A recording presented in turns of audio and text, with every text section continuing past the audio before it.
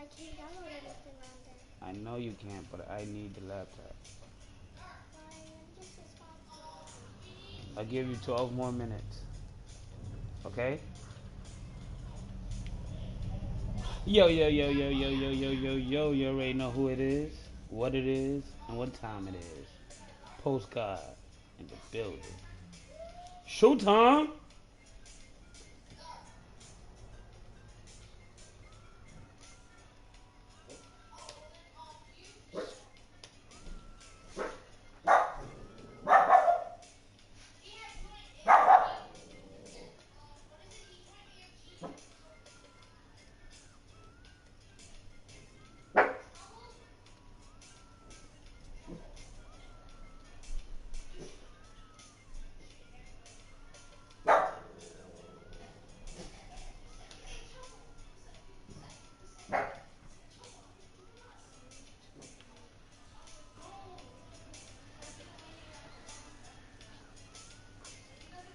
Free time.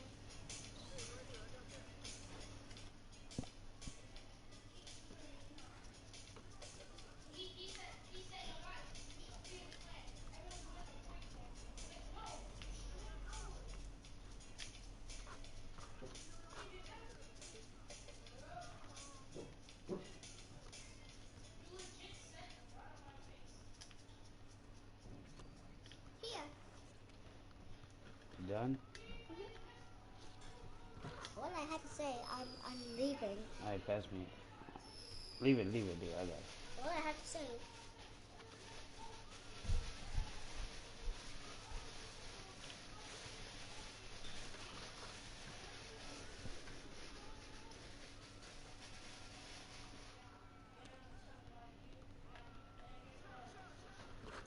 'What was that? Firecrackers. What's a firecracker? Something that cracks on fire? Mm-hmm. So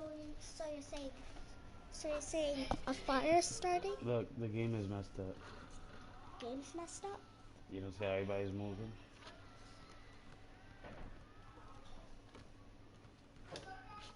I don't see anything.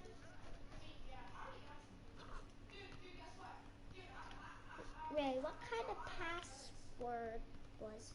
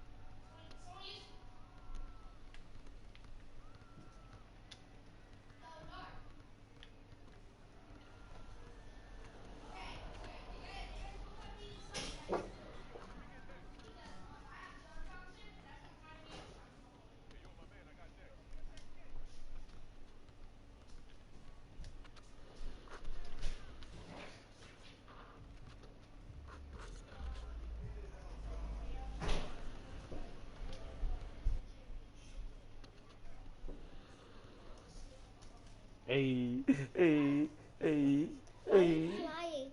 Because the game's messed up for some reason. No, you have a glitch in your game. Is that someone's hacking it? No, Or it's a glitch? no one's hacking it. No, it's a glitch or someone's hacking it. Because people can hack you to do stuff. Ain't nobody hacking me. And when people hack you, people get into your account too.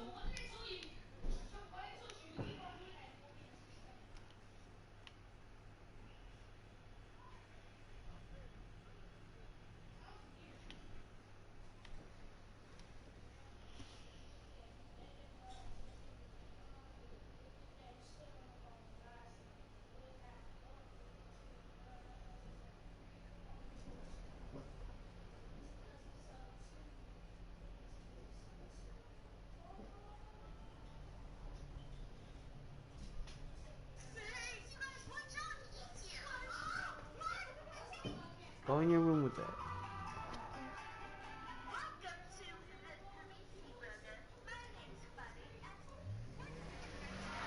Hey, welcome back to the Philip DeFranco Show, and let's just jump into it. And the first thing we're going to talk about today, the most requested story of the day, is what everyone is screaming about with Donald Trump. Now, there's a lot of screaming, but the focus over the weekend was Donald Trump's most recent attack on fake news and CNN. His action and the reaction that came from it, both things of note that we're going to hit. Donald Trump on Saturday tweets out, "The fake and fraudulent news media is working hard to convince Republicans and others I should not use social media. Remember, I won the 2016 election with interviews, speeches, and social media. I had to beat fake news and did. We will continue to win. I am thinking about changing the name Fake News CNN to Fraud News CNN.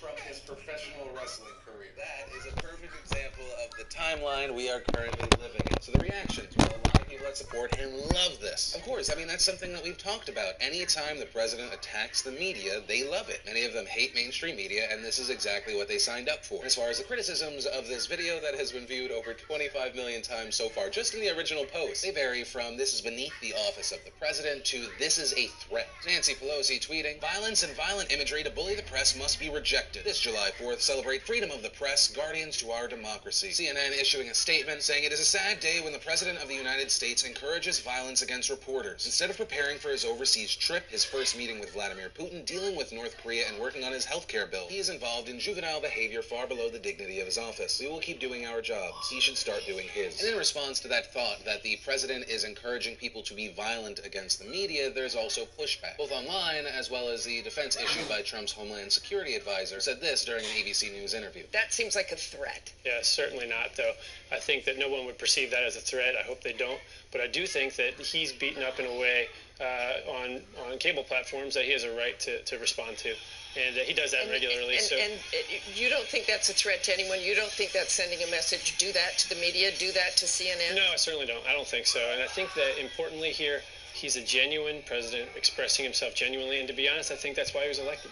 He's the most genuine person, and the people that see politicians and then see him find him to be someone that they can understand and relate to. Now, as far as how Donald Trump conducts himself being beneath the office is whatever the office is. I think many of his supporters would agree with that statement. There are many people that love this. The president's shitposting makes him more relatable to a ton of people. Now, that's not my personal reaction to this. Mine is more, is this real life? That's also coming from a place of, he is my president, but he's not my guy. And as far as the claims from CNN and many on the left saying that this is encouraging violence against the media, I have to call bullshit. To me, this encourages violence as much as a Donald Trump-like character being in Julius Caesar. I mean, just think about it. They're fictitious stories. They're actually anti-violence in nature. The violence against the Donald Trump character in Julius Caesar led to the destruction of those who committed that violence. And if you look to the clip that Donald Trump posted where he's beating up CNN, if you watch the rest of the video, the guy that he's beating up, that's CNN, is Vince McMahon. And after this happened, our 45th president and Stone Cold Steve Austin then shaved the head of CNN. But guess what? Our 45th president then learned. Violence only brings on more violence, a lesson he learned once he received the stunner from Stone Cold Steve Austin. This is the world we live in. Also, if you're wondering why I put Paul Ryan's face on Stone Cold Steve Austin, it's because that's essentially what the Republicans are doing. For a lot of them, Donald Trump's a means to an end. They just didn't want a Democrat in the White House. The moment Donald Trump does not suit their agenda,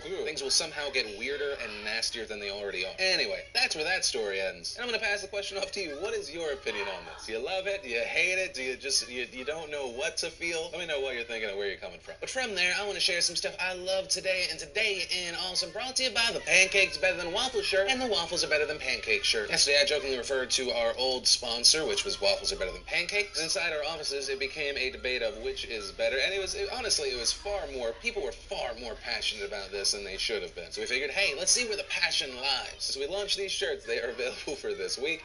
if you want them. Also remember, for those of you that support us over at DeFrancoElite.com, make sure to go to DeFranco Elite and get your coupon code. It gets you 20% off. Link to everything down below. And the first bit of awesome is self-promo awesome. Yesterday we did something a little bit different. Rather than just talking about a story, we did an interview. The first one was with Casey Neistat. Those that actually watched through the video, people loved it. And then there was a lot of not so awesome random hate. And not on people's like opinions or point of views, like on their looks. That part was really disappointing. Obviously that's a minority. As far as the content itself and how the majority received it, I was very, very happy. Then, if you haven't seen it yet, we got the Season 3 trailer for Rick and Morty. Of course, if you're a fan of the series, you may have already seen it. And if you're not a fan of the series because you haven't checked it out yet, I highly recommend it. It is a fantastic, fantastic series. I don't know, I can't sign off on this enough. Then we had Ozyman Reviews reviewing Brazilian TV. And if in your head you're thinking, well, what would Brazilian TV maybe look like? You might think that it involves butts, and you would be, well, you'd be correct. Then we got a video from Jack and Dean called Nazi Bar, and if you don't like the video, at the very least, you'll like the comment section. That's really all I'm going to give you on that one. And if you want to see the full versions of everything I just shared, the secret link of the day, anything at all, links as always are in the description down below. And then I want to talk about SourceFed Nerd and Now This Nerd. Now before jumping into this, a few things I do want to point out. Well, I did create and launch SourceFed Nerd years and years ago.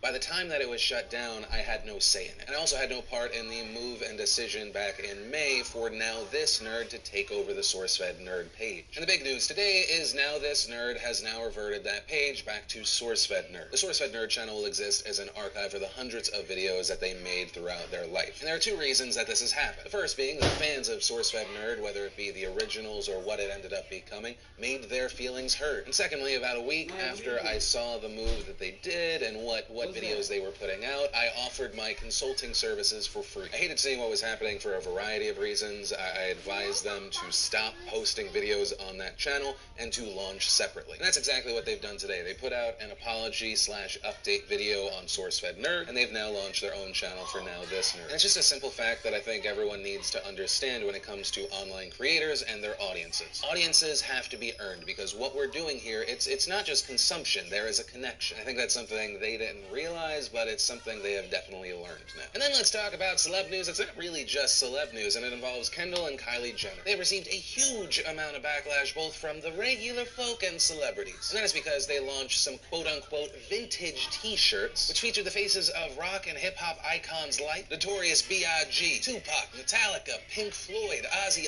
Osbourne, Kiss, Led Zeppelin, and The Doors. When I say featured, I mean they literally would take pictures of these people and then in bright colors put prints of their faces and their logo just on top of it, all for the low, low price of $125.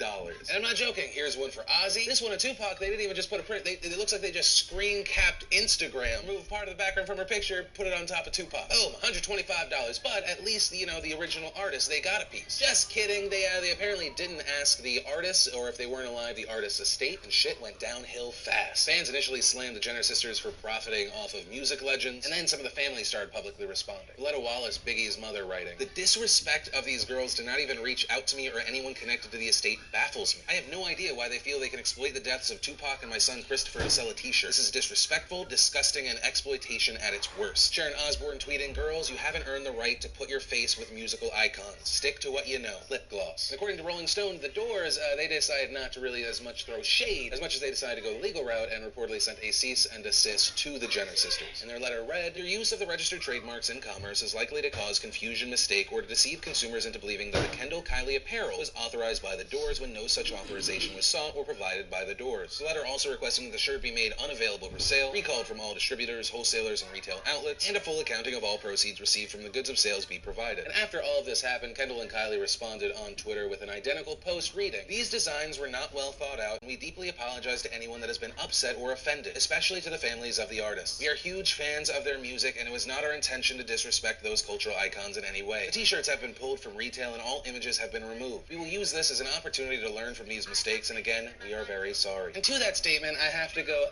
I mean, part of me really does believe, you know, we can make mistakes and we can learn from them. But then I also have to ask, what was the messaging of these designs? Because it's one of two things. You're either comparing yourself, you're putting yourself on the same level as these legends, or because pretty much every artist you put on a shirt was essentially like dark and they were faded and they were the bright big colors. Where the new thing, that could be seen as disrespectful. And as far as you guys being big fans, as if that somehow excused it, how about this? How about this? I won't hate...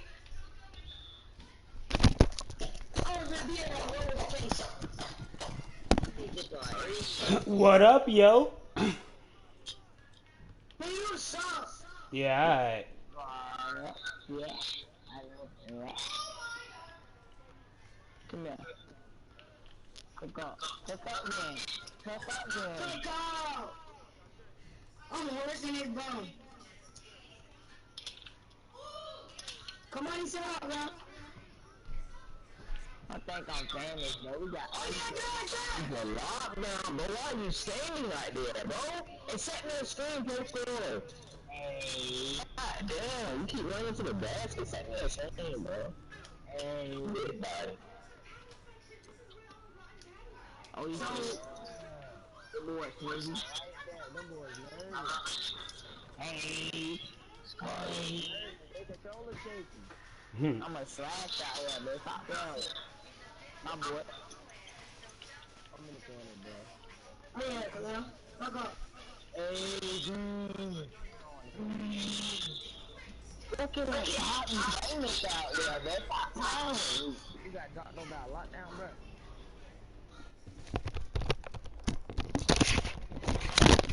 Right now, you can tell me the lyrics to Dear Mama. I'm not even going deep, just one of his most popular songs. You know, because you guys are such big fans. I'd be more than happy to be proven wrong here. And then let's talk about New Jersey Governor Chris Christie in the news. I kind of love this story. Friday night, the New Jersey House was unable to pass a budget. So Governor Chris Christie announces a state of emergency so they can continue funding police and essential services. Now, not included in those necessary government functions were state parks. During the speaker's shutdown, all 40 state parks are closed, as are forests and historic sites, including Island Beach State Park and Liberty State Park. Campers with reservations Friday night were asked to leave by the normal checkout time on Saturday of 11 a.m. Now, that was a thing of note because Christie, his family, and his friends were going to stay at the governor's residence over the weekend. And the governor's residence is in Island State Beach Park. And when asked if this planned shutdown was going to affect his weekend, he said, no, I don't know if it's fair, but they're not asking for any services. The houses are the governor's houses, and they're not asking for any services. Then in a press conference on Saturday, there was a reporter saying, we've spoken with the public. There are people that are annoyed that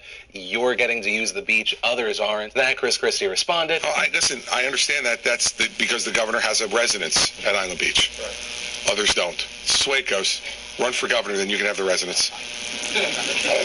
Congratulations. Wish you the best. And then after that press conference, he took a state helicopter ride back to his residence. But in his defense, it may have been an essential helicopter. And then something pretty fun happened on Sunday. Christie took a state helicopter to Trenton for another press conference, and he was asked, did you get any sun? He responded with, I didn't get any sun today. The problem with that is it seems to have been a blatant lie. Someone in a plane snapped pictures of Chris Christie and his family just relaxing on the beach in the sun. What I love is the comparison of Chris Christie on the beach with his family compared to that of the beaches that everyone else was allowed to go to. Now, after these pictures were posted, a spokesman for Chris Christie defended him, specifically his claim that he didn't get any sun today by saying he did not get any sun, he had a baseball hat on. I don't want to make this about Chris Christie's weight, and it's not, but I do believe you are overestimating the benefit of that hat, sir. What are the specs of that hat? Plus 20 defense against the sun? Seems more like plus 50 defense against reality. Didn't understand that, don't worry. The people that needed to did. I do have to ask, though, why lie? Sure, by you enjoying the beach that no one else can enjoy, you kind of look like an elitist douchebag. You used a helicopter instead of a car during government shutdown, okay, whatever. But to then lie when seemingly you didn't have to, why? It serves no purpose and just makes you look like a lying douchebag. Like Chris Christie being a condescending douchebag, I'm not expecting something different. I mean, we're talking about a guy that when in a phone interview, the host of that interview says, you can understand why a lot of people are upset. Christie responds, well, I'm sorry they're not governor. And I'm sorry the governor of New Jersey's a fuckface. But that's the way it is. And that's actually where I'm going to end today's show. And remember, if you liked this video, you like what I do on this channel, hit that like button. If you're new here, hit that subscribe button. Also, if you missed the last PDS, you can click or tap right there to watch that. If you missed the Casey Neistat interview, you want to watch the whole damn thing, click or tap right there. But that said, of course, as always, my name's Philip DeFranco. You've just been filled in. I love yo faces, and I'll see you tomorrow.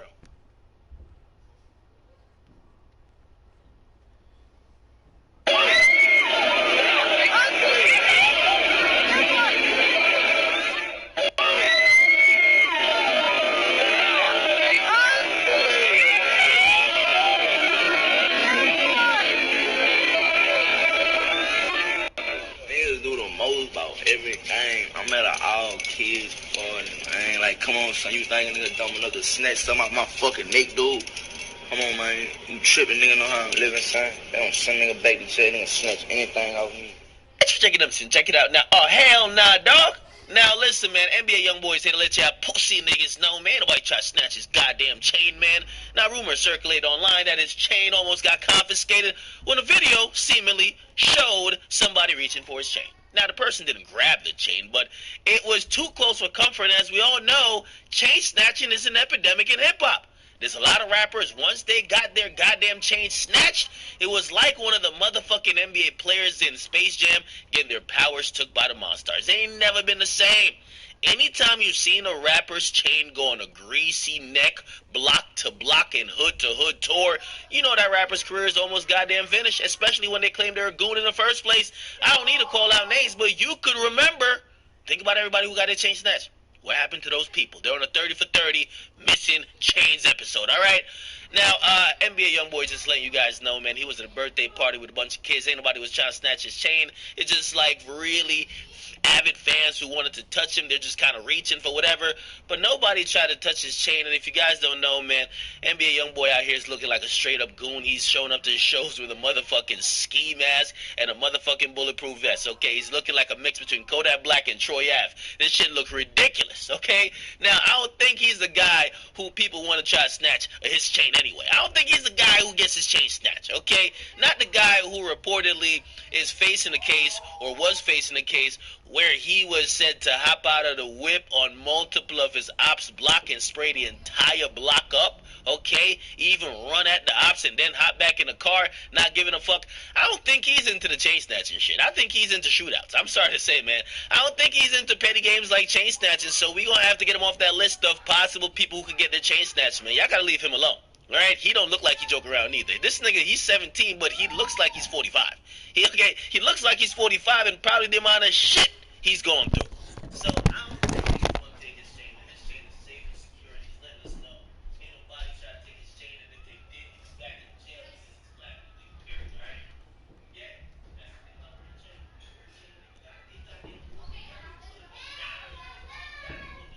Hurry up. You gotta be willing to do recovery of your chain. He's right. Yes, that's it. And that was the best. I didn't subscribe to take that.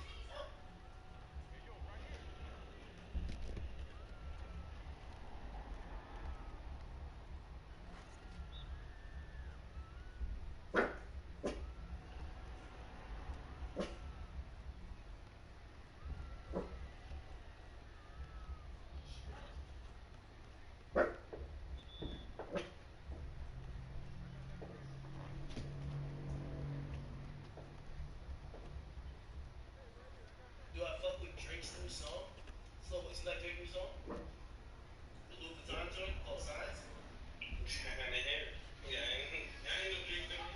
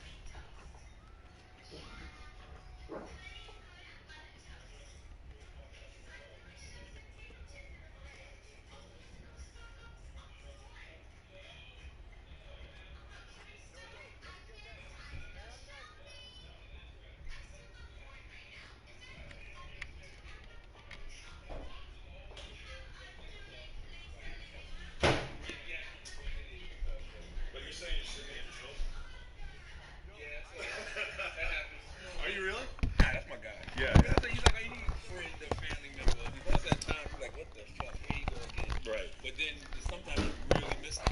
You know what I mean? See, that's what I found crazy about you is that you're a workaholic. You work your ass off, but a lot of what you do, it's not like if you have to go sit in a meeting, then you can afford to be fucking tired. You can afford to be boring. It's just a meeting. You know, half the time you get the lawyer doing the work for you. Like, your work is sitting on camera, and the goal is to be as interesting as possible while you are on camera. Yeah. Is it like, that's got to be one of the harder things to do when you're exhausted, when you're tired, and especially just talking all the time. Don't you feel like you're kind of running out of material from time to time?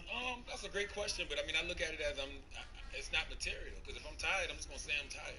I'm just gonna say I'm exhausted. You know what I'm saying? Like, there's no need to front about it. Like, that's why I always tell people to live their truth, because when you live your truth, nobody can use your truth against you. Like, the easiest thing to do is be yourself, or the easiest thing to do is deal with the emotions that you're dealing with at that moment. So I just like to share those emotions with people, like regardless of what it is. You know, if I'm tired, so be it. Like, I'm just gonna have to say that. Hey, I'm tired as fuck. Right. Now, what we talking about? You've been here since 5 in the morning? Yeah, I got here. 5 o'clock. So I wake up at 4 o'clock every morning. Really? Yeah. And what time you go to bed? Last night I went to bed a little late because I was having sex with my wife. So we had sex for about 45 minutes. Is that solid?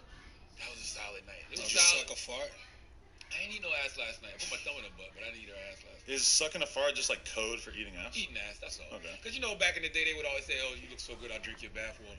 Yes. So it's just like, I just like to evolve slang terms. Right. Like, it's the evolution of that. I've been saying I would eat your shit. For a while, what sucking farts exactly?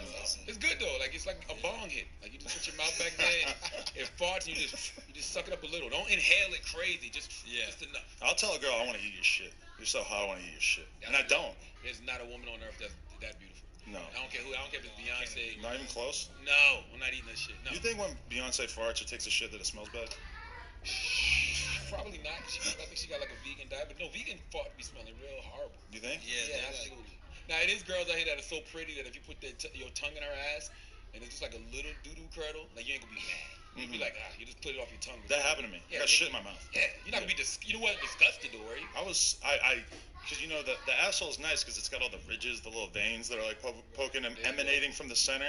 And I sort of use those ridges to wipe off my tongue and get rid of that shit kernel that was on my mouth. Okay, boom. There you go. It was like in front of the homie, too, which I thought was kind of fucked up. If you let a girl know that, that's like the ultimate neg. Like, if you ever read Neil Strauss The Game, when they talk about negs, if you tell a girl, like, shit, you got shit on your ass. Like, you didn't wipe good or something? Or they tell her she got a little bit of toilet tissue back there.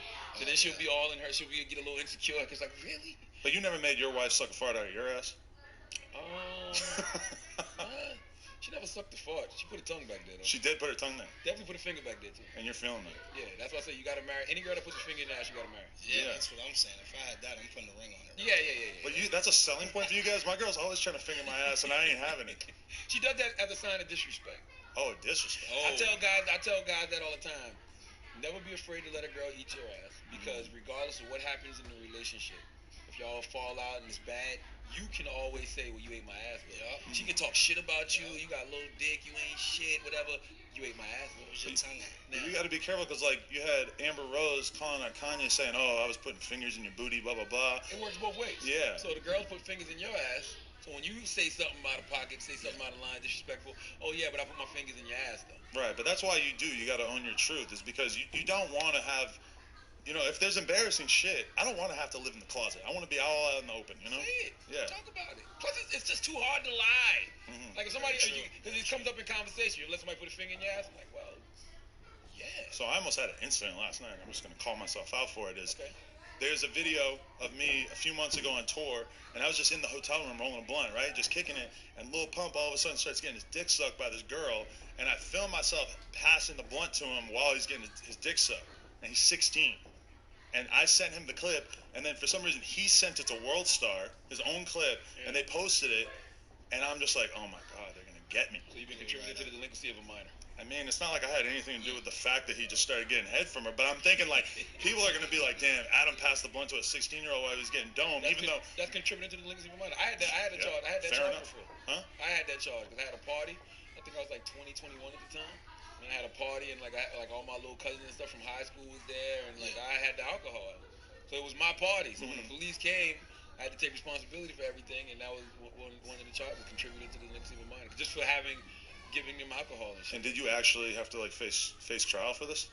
Nah, I think I ended up getting like probation or something like that, like something light. Well, that's really, good. really light. Yeah, because they deleted that shit after like 5 minutes. World Star. World Star? Yeah, Why? because he's 16, I guess. and he's getting head.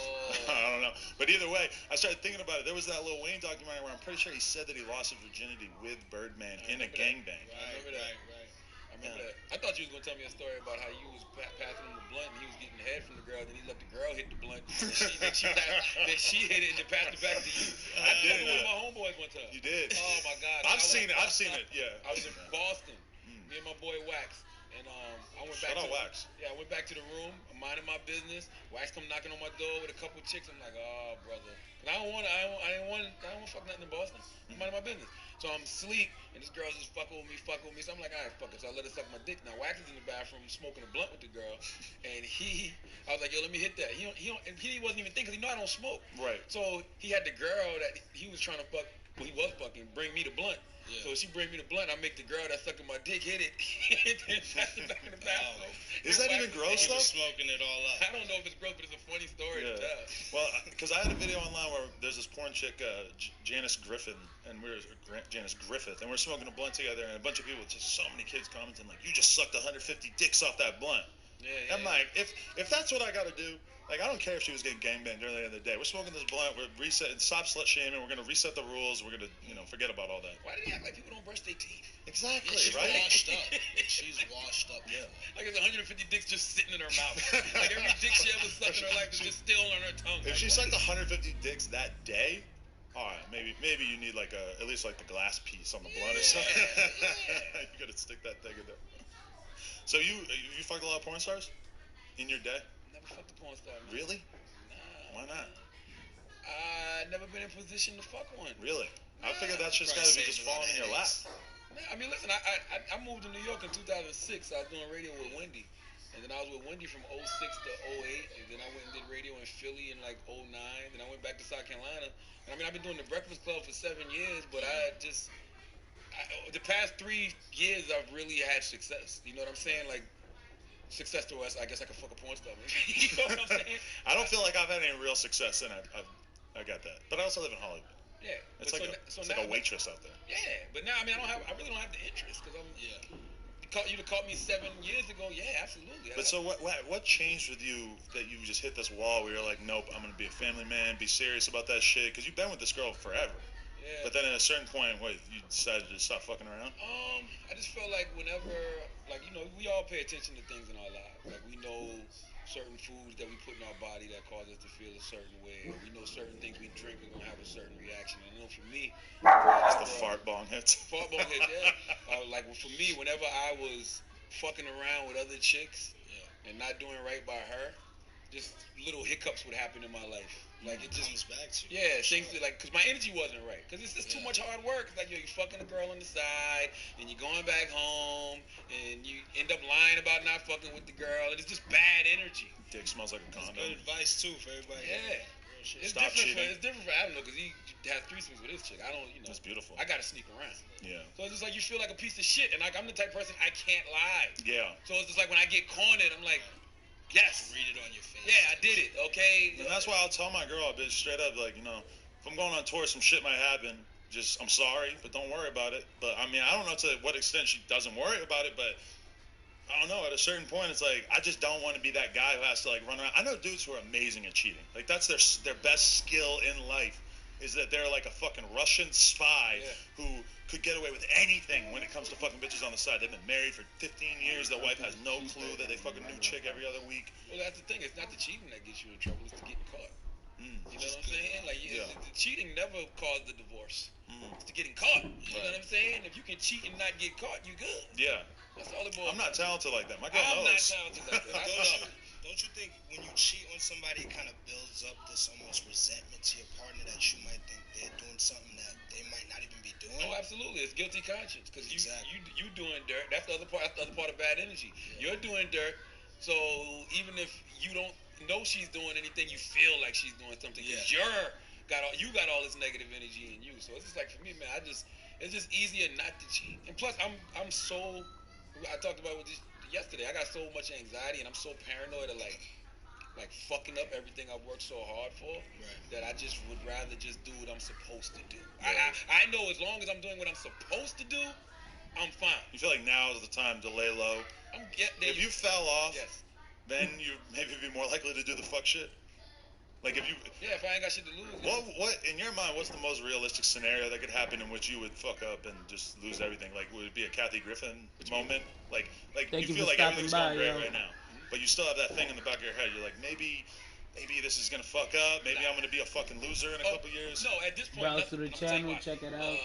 Leave a like if you like, subscribe. I save a lot of money, number one. And number two, we just live in an era where it's so easy to create your own opportunity. That's why the subtitle of my book is Opportunity Comes to Those Who Create It. Yes. Like, we got platforms, baby. We got platforms that we make money off of. Like, you can't fire me from my podcast. Right. You can't fire me from my YouTube videos or whatever it is. You can't fire me from social media. Like, you know, I'm going to still write books, okay? If the publishing company don't want to fuck with me, I'll self-publish at this point. Like, I know how the game works. Right. So But could you see some kind of scandal taking place that would fuck it up so that you wouldn't be able to work with like corporate people, or like, you know, where you wouldn't be able to be with Power 105.1? I couldn't really imagine it happening to you either. Yeah, I wasn't, Besides doing something really fucked yeah, up. I wasn't drugging a bunch of women and raping them in the 90s. Oh no. I haven't killed anybody. Like, no. I don't move like that. Right. Like, I don't have no skeletons. That's why I just put everything out there. Like, I've had a rape charge before. You did. A criminal sexual conduct. You went to court for it? Oh yeah, that was the same thing I was telling you about with the party. I had a party for my cousin.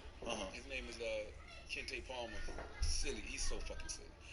No, he's really silly. I might tell y'all about why he's so silly, because I just found out some shit today. But anyway, he was graduating. He had got a scholarship, ironically, to Penn State. Right. And I had a party for him, and had a bunch of people invited over, and everybody was drinking, smoking, having a good time. And I talk about it in my book. A couple of my homeboys was. Yo, thank you for watching, man. They told me they didn't fuck her, but they was trying to. And I remember. Browse to the channel, check it out. Leave a like, leave a comment. Beat it. Let me know what's up. Drunk, whatever. So then I left to go get some weed or something, and I get a call like, yo, the girl was in the house tearing everything up, like she was kicking holes in the wall. She kicked over the TV, and I'm like, well, call the police. Like, right. You know? So I don't know if they called the police. I think they did call the police. Somebody called the police. The police came, and when the police came, I don't know if she was upset or she thought she was about to go to jail or something, but she was just like, yo, I got raped. Somebody raped me. And then I found out about it the next day. I'll never forget it, because the next day, it was June 7th, and the next day was like June 8th. My homeboy died on that day. Scrap, rest in peace to Scrap. And like 2 weeks later, I went down to the police station that day, because I pulled up in my hood, my father's hood called Kitfield, and all my cousins was sitting outside, and I pulled up on them, and I'm like, yo, you heard about what happened last night? I'm thinking about Scrap. Yeah. Scrap, and they was like, yeah, but you know, Kente in jail. I'm like, Kente in jail? And he was like, yeah. I'm like, for what? And he was like, because of that girl that got raped last night. And I'm like, huh? So I'm calling Kente. He not picking up his phone. So I drive right to the police station. I'm like, yo, this dude about to go to the police station. Go to the police station, sitting there with the police officer. Just say, look, it was my party. I take full responsibility for anything that may have happened. As far as I know, nobody got raped. Nobody got sexually assaulted, whatever. She was like, well, do you know the girl was 16? And I'm like, no, I didn't. And then so she let me go, and she was like, thank you for the statement, but we don't have anybody locked up, by the way. So my cousins had lied to me. Oh, they fucked with you. This is from the book. Yeah. They lied to me about my cousin being locked up just because they were upset they didn't get invited to the party. Or maybe they was just fucking with me just to So you got a rape charge from that? Yeah, they arrested me 2 weeks later for criminal sexual conduct with a minor. And how'd you beat it? Had to get blood. Had to go through the whole thing. So she was actually really trying to press charges. Yeah, and she said that the people that were in the room with her kept saying it was Charlemagne. They like as they were fucking with her, they was like, relax, it's Charlemagne. Really? Shit. This was early. I think it was like 2001. Right. So I had just started doing radio. I might have been on the radio for like a year and a half at the time. Mm-hmm. And so it was just like I had to do all of that, and then the charges got dropped. They ended up dropping the charges altogether, and they charged me with contributing to delinquency of a minor for having all the drinks and stuff for the party and everything. Wow, it's better than the rape charge. Yeah, hell yeah. Do it. Absolutely. That's why I'm so I don't want to say sympathetic, because I don't know if that would be the right word, but whenever I hear about guys having those charges, I don't just jump to say, yeah, he did it. Well, so how does that make you feel? Yeah, when you see something like with the XXL cover this year, so XXX was on it, even though he's currently in the middle of, like, he's going to have to face trial for, charges of battering a woman or whatever. Famous Dex didn't make the cover, and you said that they actually specifically said that it was because there was a video of him beating up his ex-girlfriend. Another from Double XL said it was because of that video. How do you feel about that? Because with the Dex one, it's like, okay, there's the video. With the X one, it's like, it seemed to be a more serious accusation, but there's no actual video. I respect it with the X situation because we don't know exactly what happened. It is hearsay, and I feel like that's how we all should be when we hear about something. I don't feel like the court of public opinion should keep you from anything. You know what I'm saying? Like, that's the problem nowadays. The court of public opinion is destroying people more so than even the court of law. You know what I mean? So we don't know what happened with extension yet. You know, so it's like, yeah, that is good. Don't harm his career yet. Let him go through the process.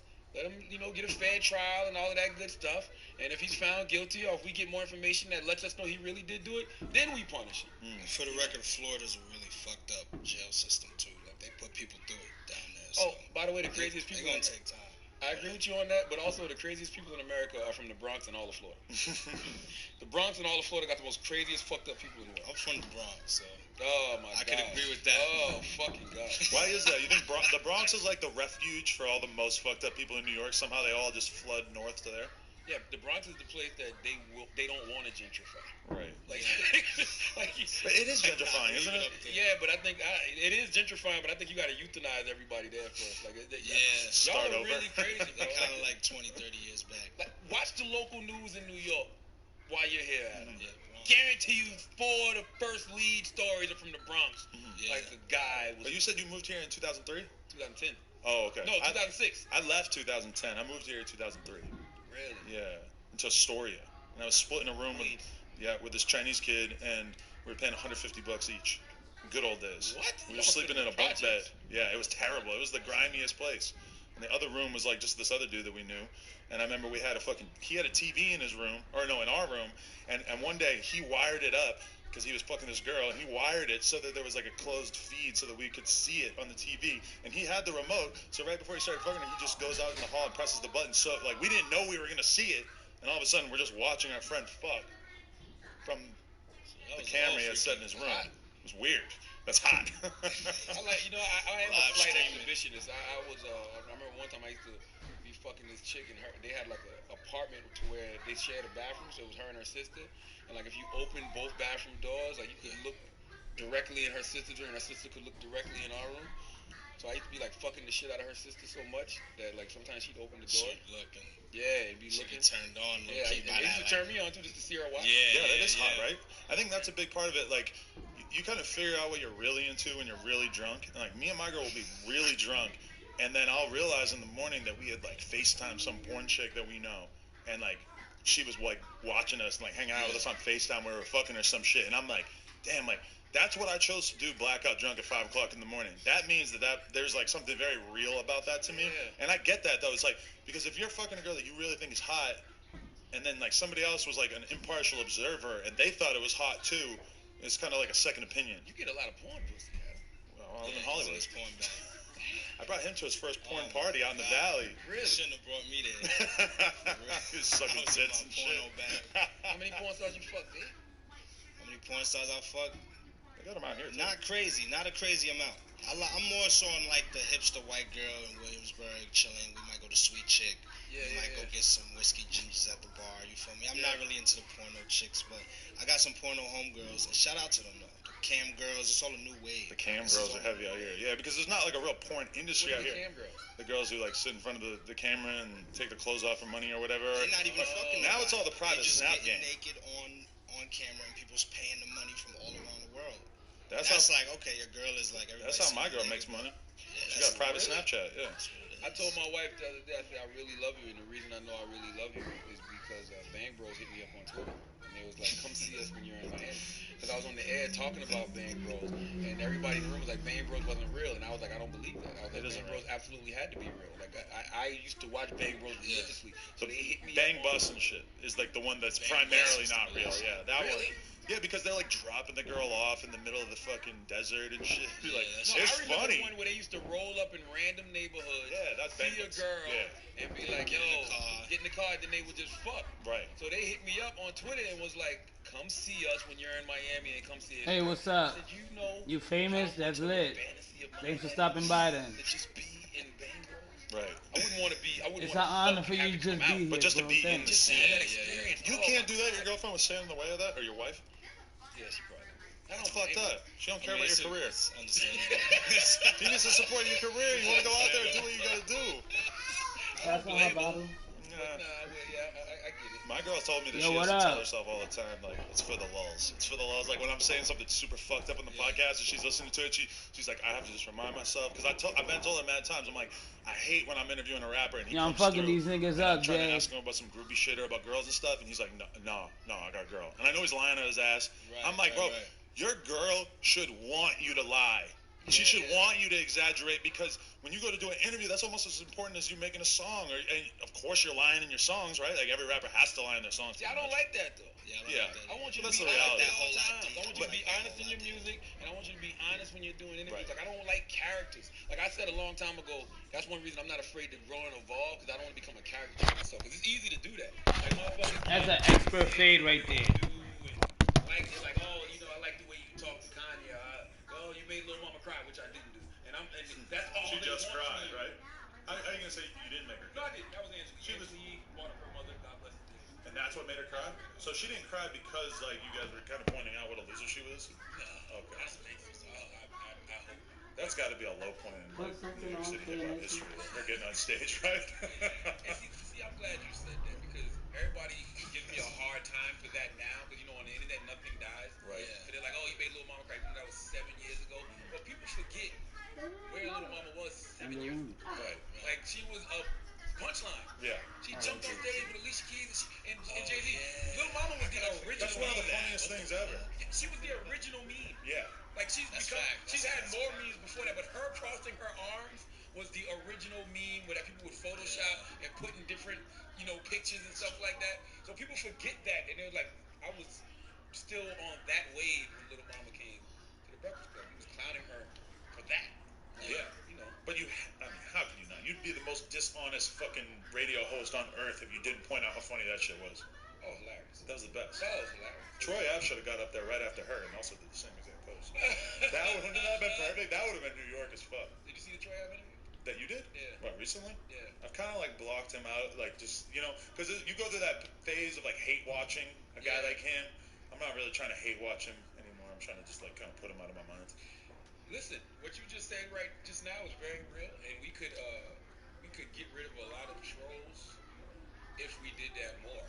But for whatever reason, we tend to gravitate towards the things that we hate. But it's been like that. Like, Howard Stern made a whole career out of it. I remember they said Howard Stern's ratings was so high because you listen to him because you love him, and you listen to him because you hate him. If you really hate something, you'll tune it out and ignore it. Like, we feed these trolls. We feed the Tommy Lawrence and the Milo Even Donald Trump. Ultimate troll, most successful troll of all time. All talking about every fucking day. When he doesn't matter. You holding out for that?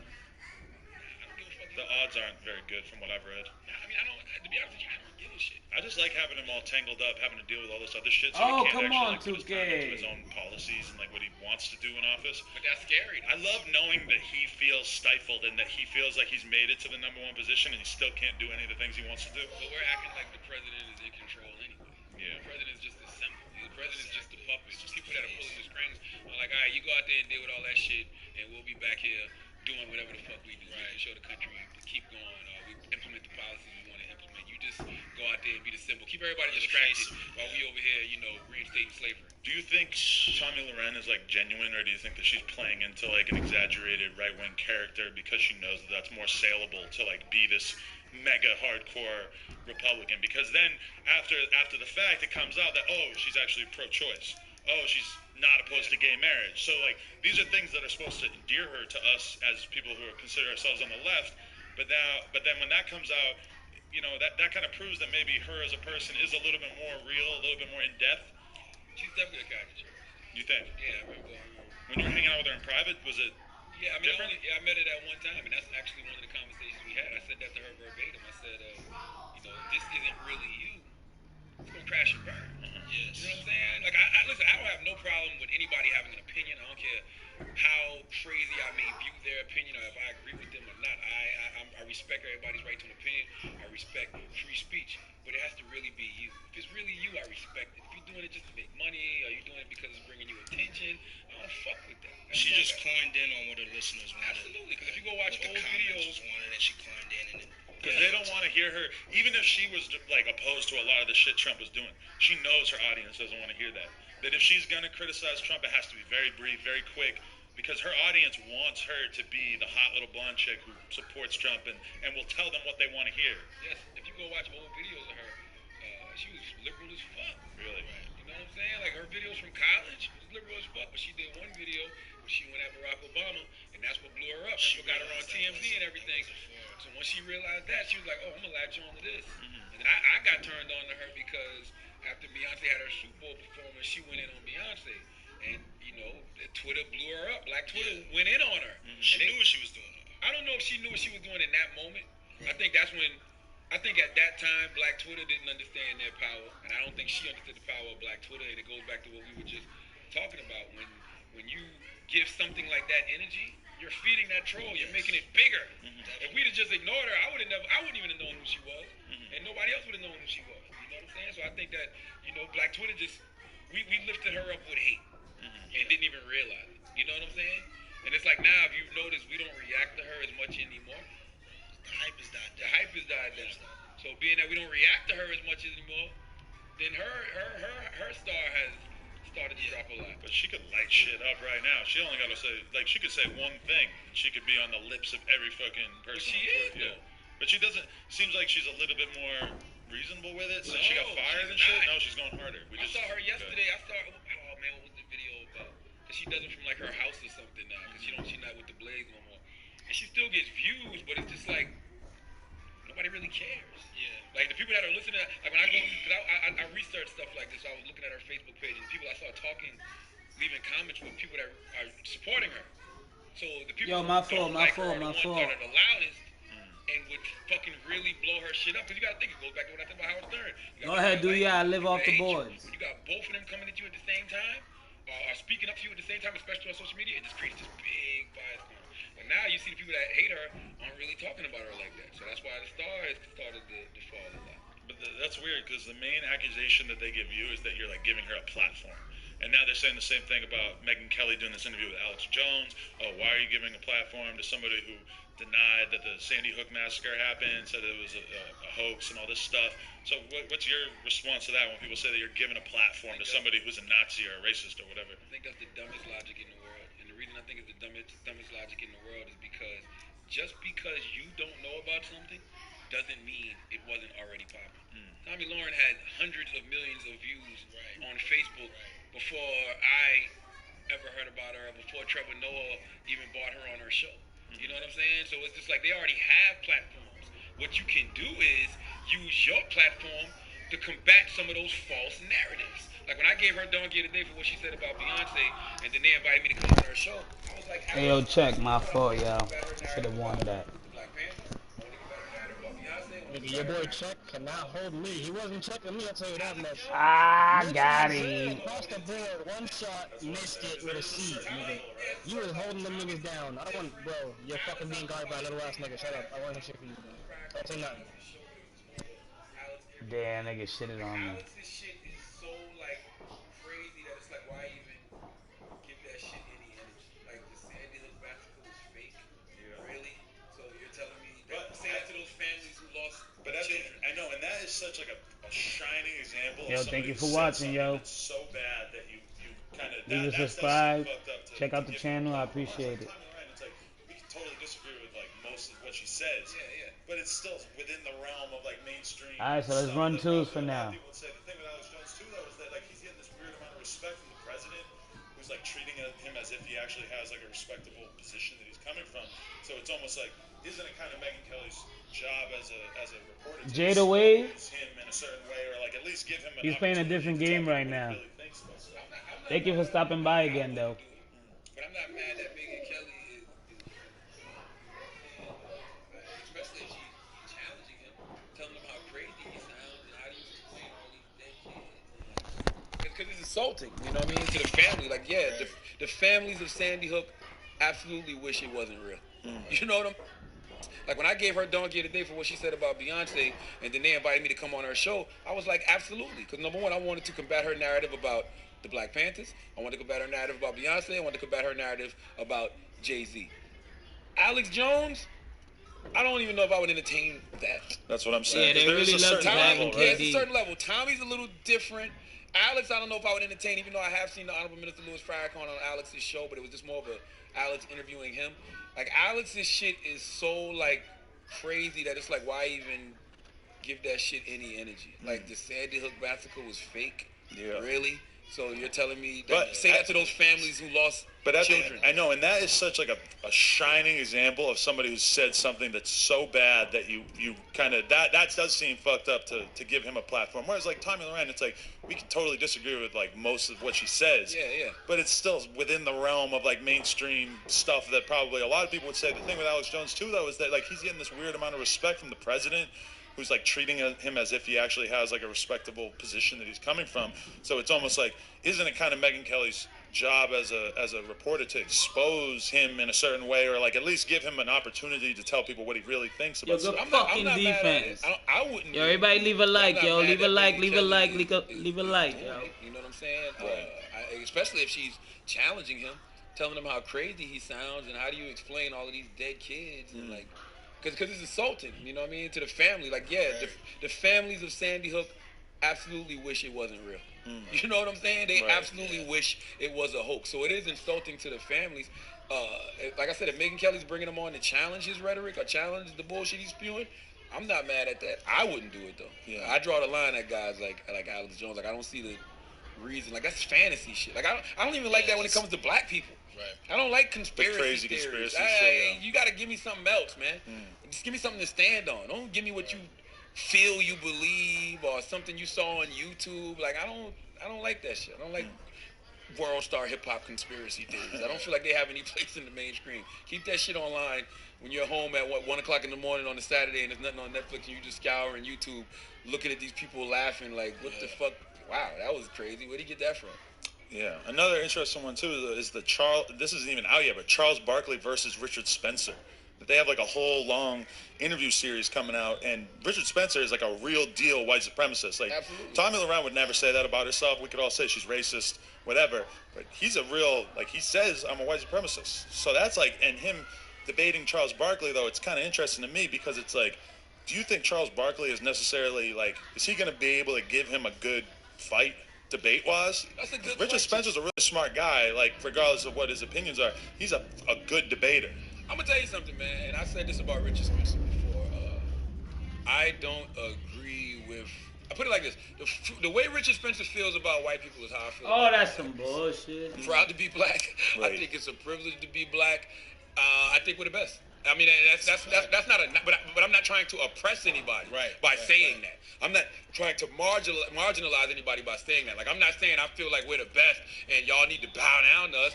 I mean, it's like I'm repping my team. I think the Cowboys are the best. Cowboys ain't won in 20 years, but I still think they're the best team in the league. But are you only able to say that because you're kind of on the underdog team, and like white people? If I were to say like, hell yeah, I'm proud of being white, it has a totally different ring to it, right? Yeah. Not to me. I get it. I understand what you're saying, but not to me. Like, as I said, when I see Richard Spencer talk and how he feels about being white, I'm like, well, I feel the exact same way about being black. I just don't want to oppress anybody. Right. I just don't want to marginalize anybody. I'm not prejudiced. I'm not discriminating. I don't feel like anybody's beneath me. I don't feel like people are inferior. Like, I don't see the problem with white supremacy and white superiority. It makes you feel like everybody else is inferior. Right. I don't feel like that. I just think that I'm great because I'm black, and that's that.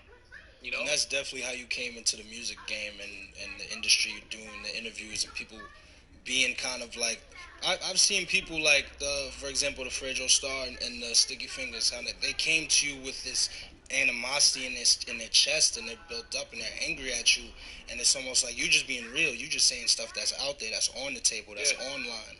So it's like, are they? Do you feel like they're taking their anger out on their own insecurities to you?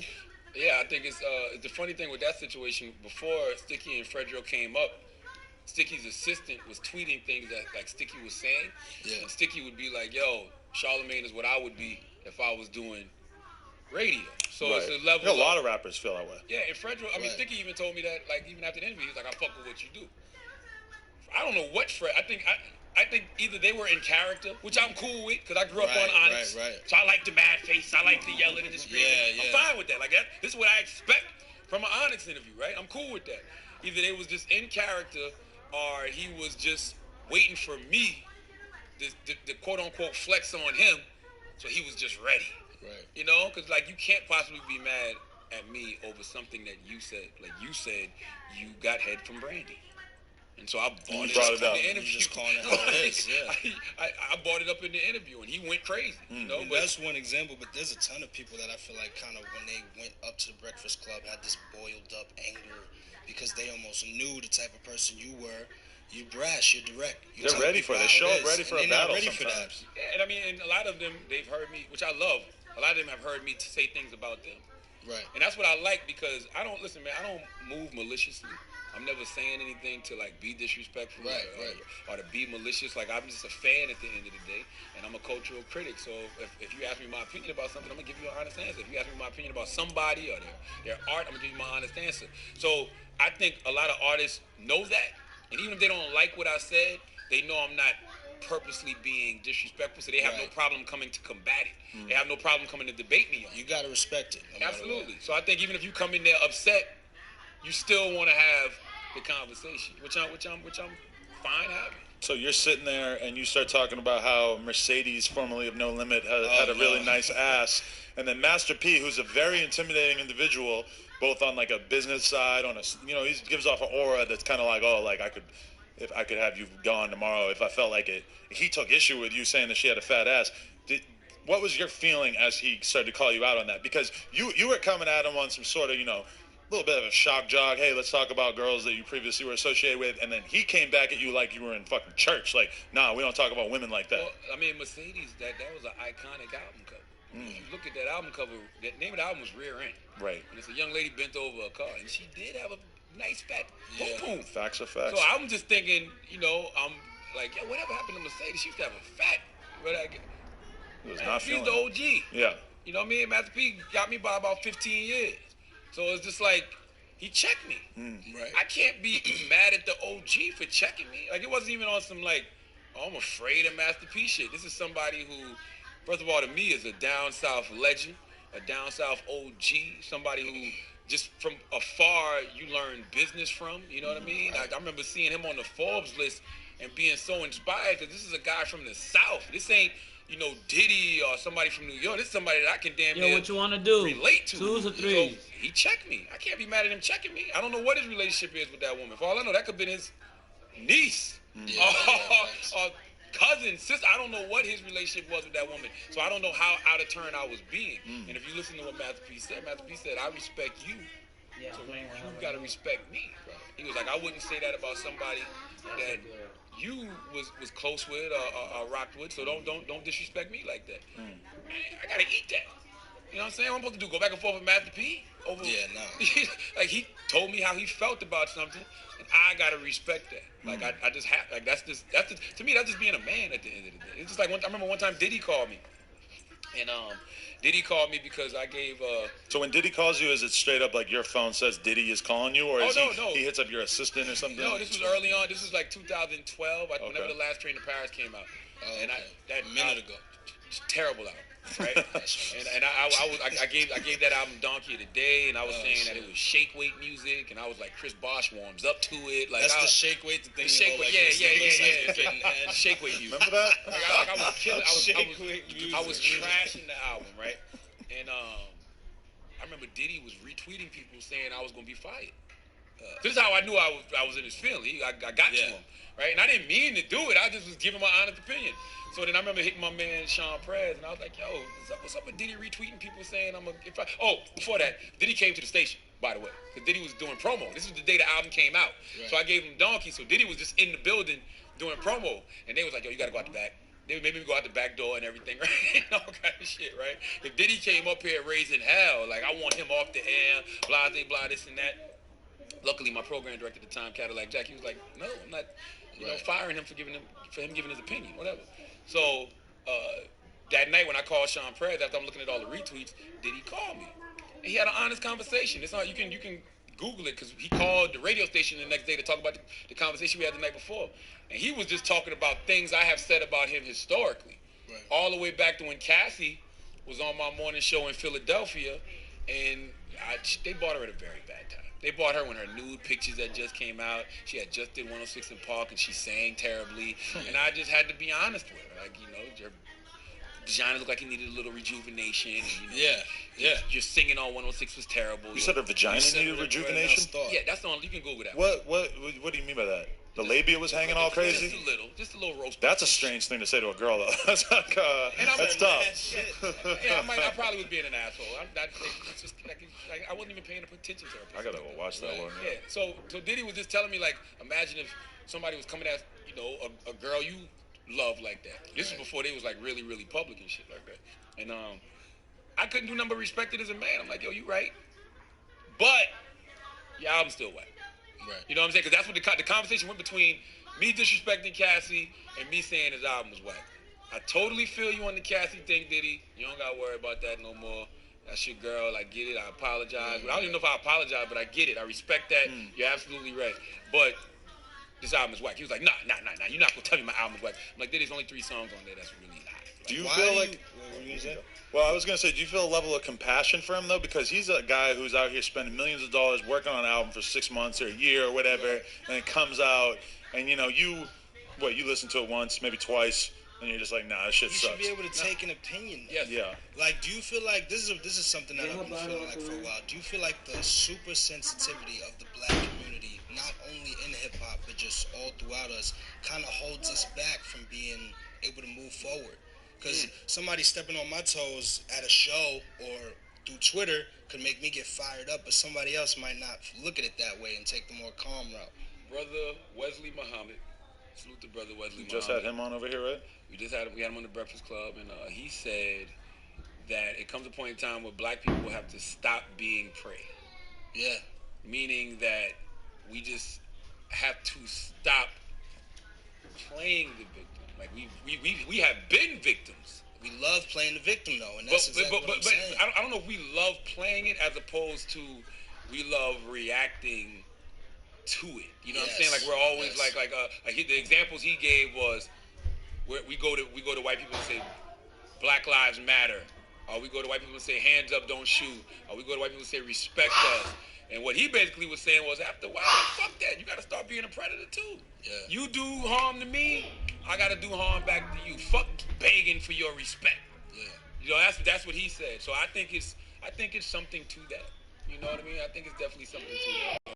But there's a fine line between informing young people or people in general about the fact that you have been victimized in some ways by society, and society has been constructed in a way that's unfair to you based on your history and your race. But there's a fine line between telling people about that and then giving people sort of a victim mentality to go through life with, which it doesn't help you get through life if you are observing the world as in hey, this shit ain't fair. It's definitely not fair. Regardless of race, if you were born poor, it's not fair. If you're born in a bad area, it's not fair. You can't control, a lot of the circumstances that you were born into, but you can control whether or not you will be reduced by them. You can control whether or not you're going to stay in that circumstance. You know what I'm saying? Like, I just can't buy into the whole concept of the white man holding me down. I can't buy into the whole concept of the white man got his foot on my neck. I'm fully aware of everything that, this country has done to a lot of communities. You know what I mean? Black, gay, everything. But at the end of the day, I still got to wake up in the morning. I still got to keep it moving. You know what I mean? Like, I'm on some Outcast Goody Mob shit. You got to get up, get out, and get something. Don't let the days of your life pass by. You got to get up, get out, and get something. Don't spend all your time getting high. Like, that was my mentality. I've never had the mentality of woe is me. I just haven't. I don't give a fuck what it was. And I guess because I hold myself accountable. And what I mean by that is, like, I definitely believe in the serenity prayer, which is grant me the God grant me the serenity to accept the things I cannot change, courage to change the things I can, and the wisdom to know the difference. So I'm fully aware of everything that has been against us historically. But I'm from Moncks Corner, South Carolina. I'm either going to stay on this dirt road my whole life or I'm not.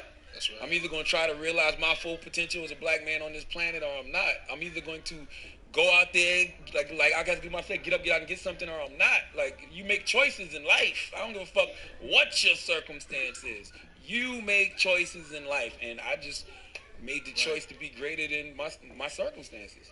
That's a fact. That's a Snapple fact. That's a Snapple fact. That's what Dave always says. And by the way, that's for anybody. By the way, that's just not for black people. We have all the resources to do it. Absolutely. And I know that's what you're talking about because that's the subtitle to your book. Yeah, opportunity comes to those who create it. I mean, I look at, Gary Vaynerchuk always said that if you see, my dude. I love Gary. That's my man.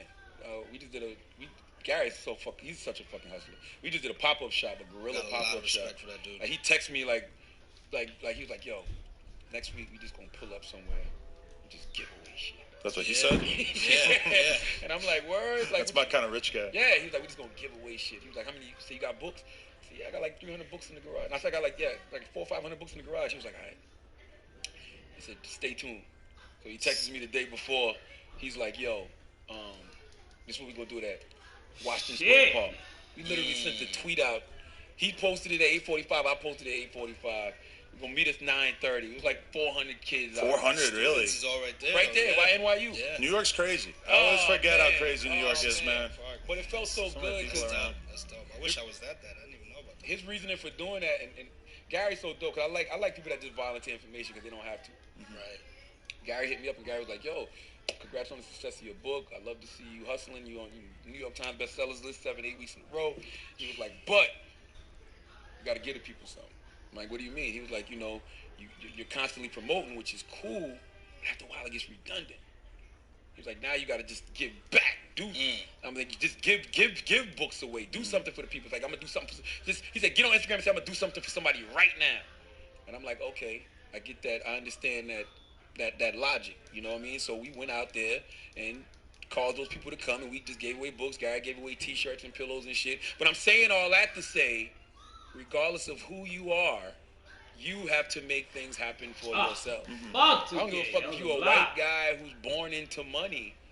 You either gonna be that rich, spoiled kid who lives off his parents forever, or you gonna actually get up and try to carve your own lane. And you see that all the time. If you're in entertainment or in Hollywood or anything like that, you constantly are seeing kids who are rich as fuck. Yep. Their parents are crazy successful. Like a kid whose dad is the biggest hustler you ever met in your whole life.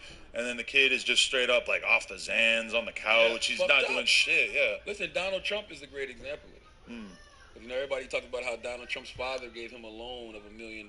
Donald Trump said that himself. He gave me a small loan of $1 million. But Trump flipped that in the billions, hundreds of millions. It's not an easy task. Yeah. You know what I'm saying? Like he was born. It was some nepotism, and he was able to get $1 million loan. But just because you get $1 million don't mean that you can flip it to even two. Nonetheless, 200 million or a billion or whatever it was. Right. So it's just like you gotta get up, get out, and get something. Like you just have to.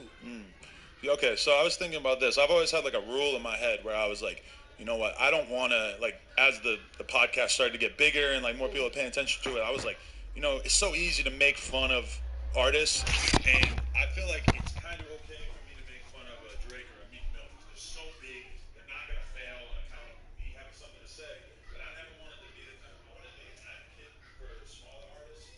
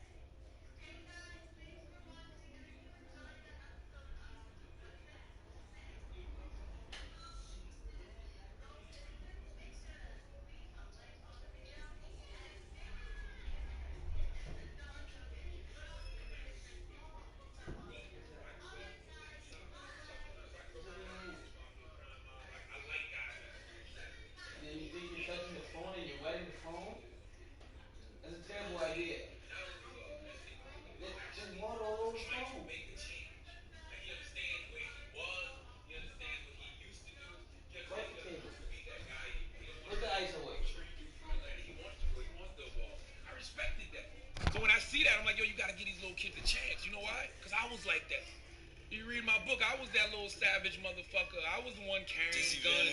Dizzy Van Winkle. And me and my dude was out here selling dope and fucking all the chicks. Like, I was that guy. So you gotta give people a chance to grow. You gotta give people a chance to evolve. And I just think that me being older, when I'm dealing with these younger artists, that's something that I see. Like, it would be so easy when Kodak Black comes to the Breakfast Club, the clown the fuck out of Kodak Black because he's sitting there with a ski mask on. But I understand that rebellious energy of the youth. I get it. You know what I mean? And it's probably, this guy went from the streets of Florida to making hundreds of thousands of dollars now. I don't know what could be possibly going on through his head. Like the change is weird for me, and I'm 30 plus. So like that whole change of being somebody that people know and getting attention and getting money, like, it's weird for me. So I can only imagine what it is for this young kid. But do you see yourself in somebody like 21 Kodak? Absolutely. Yeah. Without question. Because they're at a point that you basically were at, like, or they a couple years before they were successful, they were in the exact point that you were at, that you managed to beat with radio, and they did it by rapping, right? Absolutely, without question. I mean, I never was that popping at 20-something like they are, and I didn't have the money at 20-something. That's a scary thing, because I think we both have the same feeling. It's like, oh, we're into our 30s, and now we're successful. You're kind of ready to handle it. Yes. If I had got rich at 19, I'd have been doing radio in a ski mask. That's the best guy. By the way, it's so funny that we saying that Kodak came to the Breakfast Club January of this year, 2017. Somebody put up a video of like September of 2016. I'm in the fucking studio with a white ski mask on that said Wall Street on. And you already forgot about it? I forgot. I did the whole show with a ski mask. So imagine if I was 20-something. I'd have been fucking walking around in that shit. So it's like, I can't, like, what you said is a great point. I don't knock the young artists. I'm not here for that. Right. I'm not, first of all, I'm not supposed to be into what they're into. If I'm into one of these young artists, I'm actually surprised. Right. And that's what makes me feel like, oh, this guy got something. Because I like him. And it shouldn't transcend to me. But when I hear young Kodak reminds me of Young Trick Daddy. Like it just does. You know what I'm saying? Like 21 Savage reminds me of like the Gucci Man lane. Like I like that kind of shit. But a lot of these people that are hating on Kodak are the same types of people that never had an appreciation for Trick Daddy and never gave Gucci the respect that he really deserved in this country.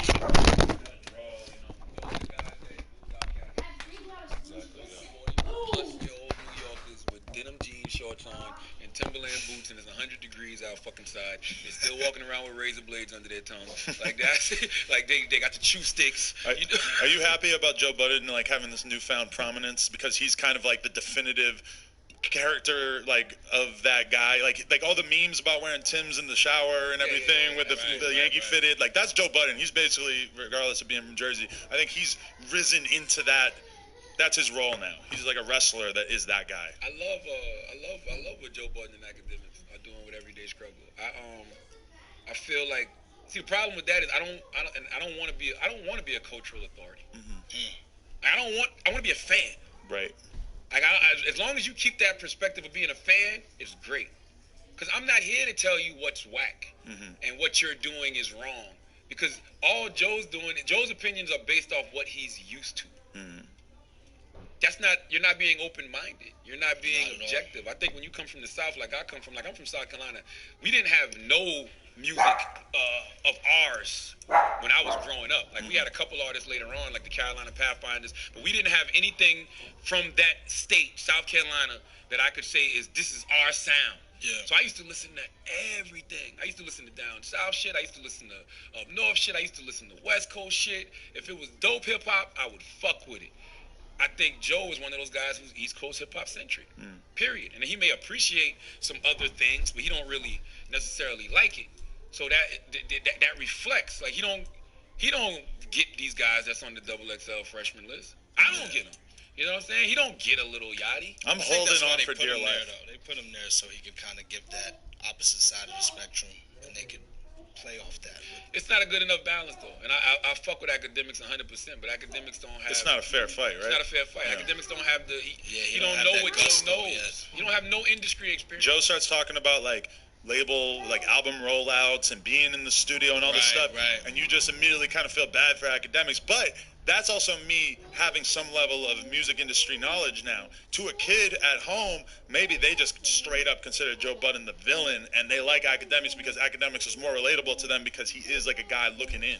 And that's true too, because and the other thing with these young kids, they don't give a fuck if you really know shit or not. Right. So the Academics is the because they don't know shit. Yeah, they don't. They don't know about an album rollout. They think all this shit just happens. Exactly. So the thing, like I literally sometimes one of my favorite pastimes is going on YouTube and listening to. He don't know what the fuck he's talking about. Like none of this is true at all. But he came to this whole hour-long conclusion, and people are in the comments talking about it, and they really believe this shit. So it's just like you don't have to have any real credentials. You don't have to have any real information. All you need is a fucking opinion, because people gonna believe what they want to believe anyway. And then you don't want to acknowledge it.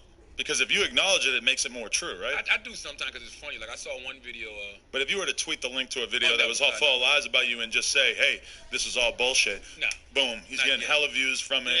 Yeah, I'm not doing that. But I have like I did Joe Budden's podcast a few weeks ago, and right before that, everybody was on this thing like Charlemagne is using the 48 laws of power to sabotage everyday struggle. Because everyday struggle is I think I saw that with the somewhere. Breakfast Club. And I'm like, they're really not though. Not even close. Like we're a radio show, a terrestrial radio show that happens to record our videos and put them online. Everyday Struggle is an online show. Right. Like it's not even the same league. It's two different entities totally, right? Yes. And plus, their main focus is hip hop. All they talk is hip hop, hip hop, hip hop. We don't do that on the Breakfast Club. We talk hip hop, we talk sports, we talk politics. We bring an array of different guests, like actors, comedians, everybody. Like it's a broader show. Dr. Oz. Like Dr. Oz ain't going to Everyday Struggle.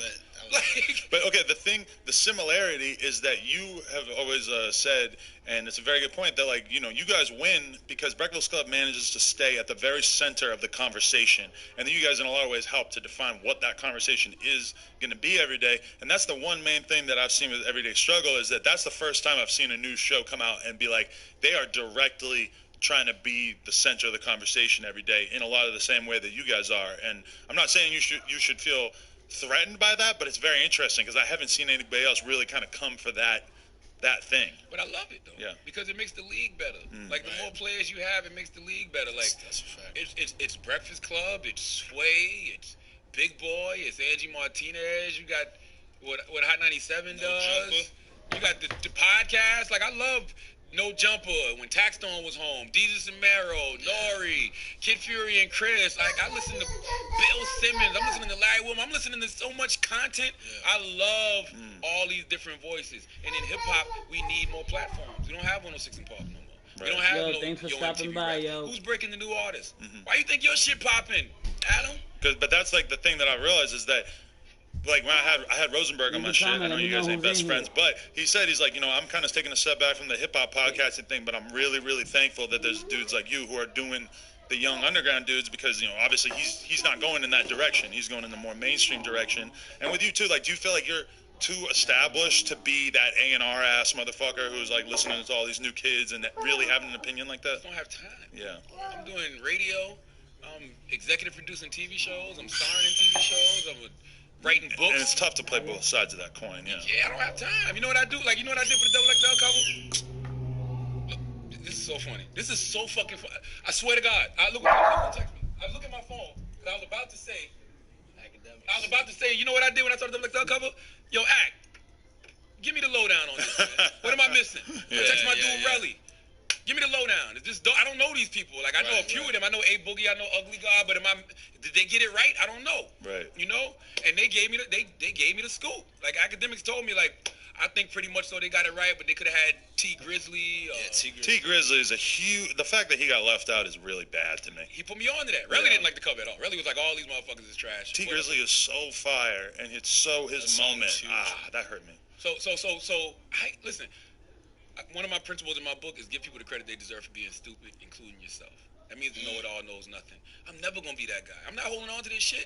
I'm never going to be the guy that's like, I'm the authority, 40 years old, 50 years old, I run shit, y'all got to listen to me. No, I defer. Right. Put me on. You know what I mean? Because guess what? I'm teaching Academics about new shit. Like what? Anything, TV, business stuff, need to have that perspective. How to move when you're doing everyday struggle. Like I've been talking to Act for years. I did Act's first interview ever with a person was me. Wow. Like, you can go Google it. Like, I've been known academic. So it's just like I don't have no problem deferring to the young boys when it comes to this kind of shit, and I just don't have time to keep up with all this new shit. It's too much shit going, and I'm into too much. Music ain't. That's my problem too. I feel like I ain't got the time to watch all the shit I want to watch. Exactly. I'd love to be able to like listen to 10 new podcasts this week and find one or two that I like. It's so hard to like actually try out some new shit. And by the way, I'm more into that. Yeah. I'm into like new voices. Right. Than I am more into new music. I'm into new TV shows and new movies more than I am into new music. You know what I'm saying? Like I like what I like, and if there's some new shit that come around that makes me be like, oh shit, like SZA. I love SZA's new album. That shit is amazing. But did you just get into her like with the new album, or were you listening to it before? No. I still haven't heard her, but I never even really knew what she looked like till I seen her on Everyday Struggle and shit. Yeah, I didn't get into her until the new album. I mean, I knew of her because of course TDE. I love TDE. I fuck with TDE heavy. Schoolboy Q. I gotta listen to her. Kendrick and Absol, but I'm an R&B guy, and you know, when I started listening to her, I'm like, this shit is dope. So it's just like, I have no problem deferring to the young boys. I'm not trying to sit out here and act like I know everything. I'm the main. When we have Vanessa on the thing, I'm like, I don't know none of these people on the cover. I know this. I know a couple of them, but I can't even call them whack. Like, people hitting me like, yo, man. Paw Patrol dance party surprise. Mayor Goodway is planning a big surprise dance party for all of Adventure Bay. You shouldn't. Don't fuck with Ugly God though. He's fucked up. He's a liar. Paw Patrol dance party surprise. Slay. Mayor Goodway is planning a big surprise dance party for all of Adventure Bay and needs the Paw Patrol's help to organize it. Will you help the pups make the party extra awesome? Great. Use great choice. The beach. Mandy the monkey has gone bananas in the jungle with bananas. We need to get rid of all these banana peels so no one slips during the big dance party. Click them away. You're great at this.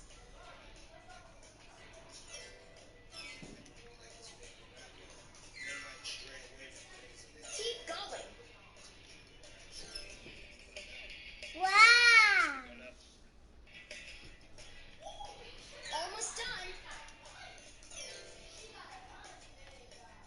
Now that the space is clear, it's time to decorate. Where should we start? Click a decoration, and then click again to put it in the perfect spot. Drag it away if you don't want to use it. When you have all the decorations you want, click the green Done button. Nice. This party's gonna be awesome. Pop it. Done. Looking good. Now it's time to invite some guests to party down. Click a friend.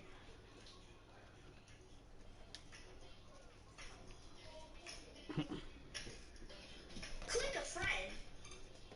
And then click again to put them in any spot on the dance floor. Click on the arrows to see all the choices. Drag away any friends you don't want to use. When you're ready to add some bling, click the green Done button. Bling, bling, bling, and I see.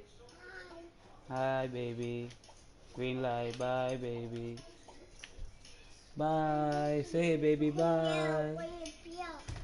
Yeah, but I can't curse. Yeah, they can't guard daddy. Pew, pew. Pew, pew.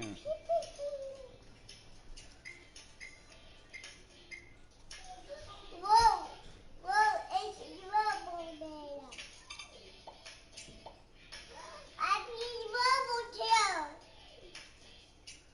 Yeah, I'm mad you took the laptop, baby. I was using it. Wow, baby rubble, y'all. Wow, Paw Patrol. Mommy, Done. Oh my God, that horsey just dunked on that nigga.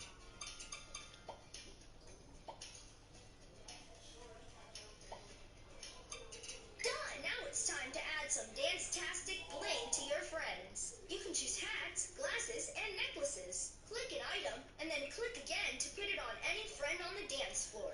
When you're ready to start the dance party, click the green party button.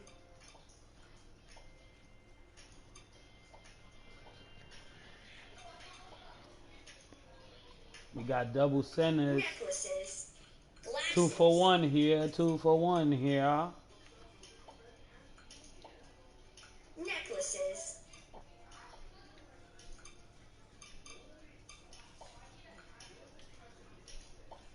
Ah, terrible way to start off. Glasses.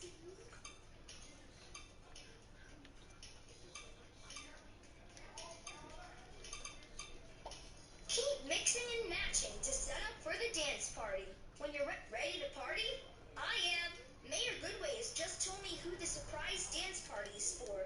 It's for us, the Paw Patrol. This dance party is to celebrate all the ways we help Adventure Bay, and that includes you. All right, let's dance. DJ Rebel, bring the beat. Click an awesome jam. DJ Rebel, bring the beat. You can change to a new tune anytime. Click any friend to see 'em bust a move. Click on Rebel to scratch and spin the records to help our friends boogie down. Go here nicely. Go here nicely. Click on Rebel to scratch and spin the records to help our friends boogie down. Click this button to see the decorations do their thing. Click here to speed up the song. Click play again to prepare another Possum surprise dance party. Woo! Party! What a party!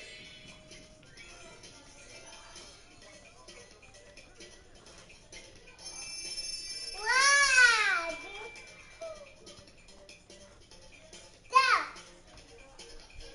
Go here nicely. Go here nicely. Go here nicely.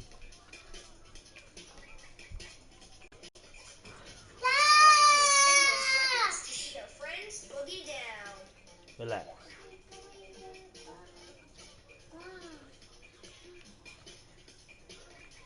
Listen to those awesome sounds. Play again.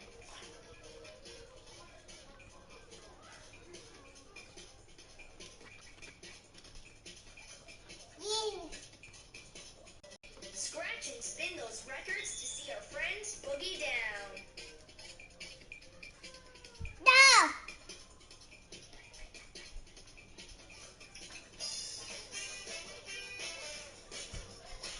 Scratch and spin those records to see our friends boogie down.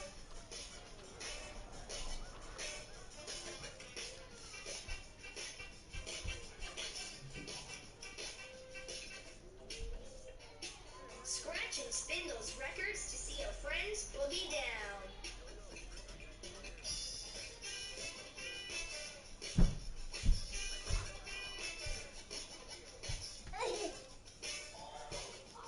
Scratch and spin those records to see our friends boogie down.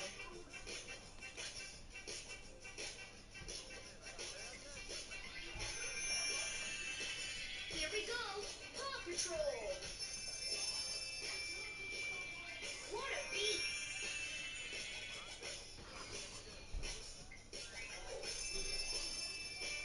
Keep scratching and spinning.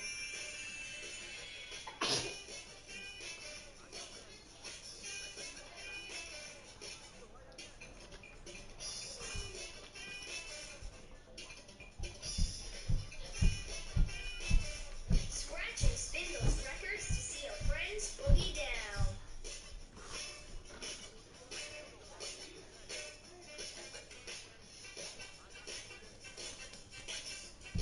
Hey. Scratch and spin those records to see our friends boogie The down. Cuban shack, nigga. Fuck out my Mr. way. Porter's Fresh Beach. Farmer Yumi's Farm. Farmer Hooray choice. Hooray choice. Hooray, hooray, hooray, hooray choice. Hooray choice. Hooray, hooray, hooray, hooray. Fuck out my way. Hooray, hooray, hooray choice. Hooray, hooray, hooray, hooray, hooray choice. Hooray, hooray, hooray, hooray choice. Hooray, hooray, hooray, hooray, hooray, hooray, hooray, hooray, hooray, hooray, hooray choice. Oh no! Apples have fallen out of Farmer Yumi's apple tree, and now they're everywhere. We need to get this cleaned up in time for the big surprise dance party. Click the apples away.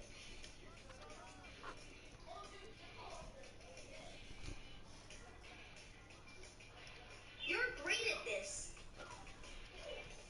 Bye bye.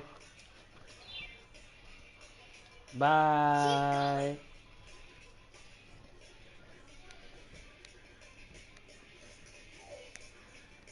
Almost done. Yo, good fucking shot, Jay. Now that this to restart. Click a decoration, and then click again to put it in the perfect spot. Drag it away if you don't want to use it. When you have all the decorations you want, click the green done button. Oh, cool. Pop it. This party's gonna be awesome. All right. Great choice.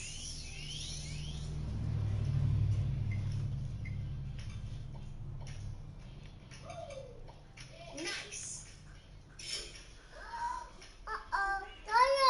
Yes, baby.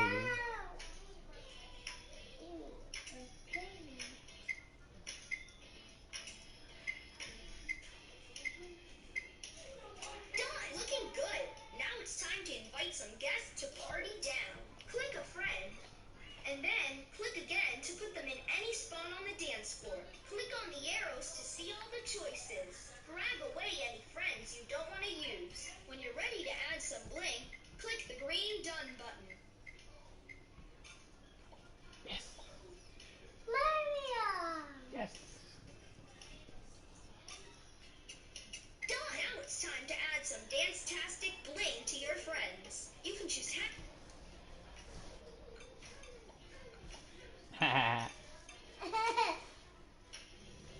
necklaces, glasses, hats, glasses. Keep mixing and matching to set up for the dance party. Good When you're job. ready to start the dance party, click the green party button.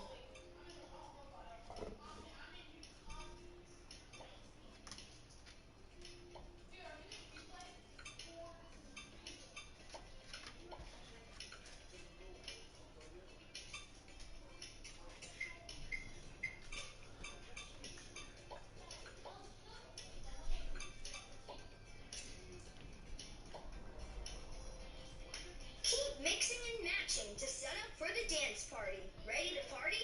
I am. Mayor Goodway is just click an awesome jam for DJ Rubble to spin. You can change to a new tune anytime. Click any friend to see him bust a move. Click on Rubble to scratch and spin the records to help our friends boogie down. Click this button to see the decorations do their big. Click here to speed up the song. Click play again to prepare another awesome surprise dance party.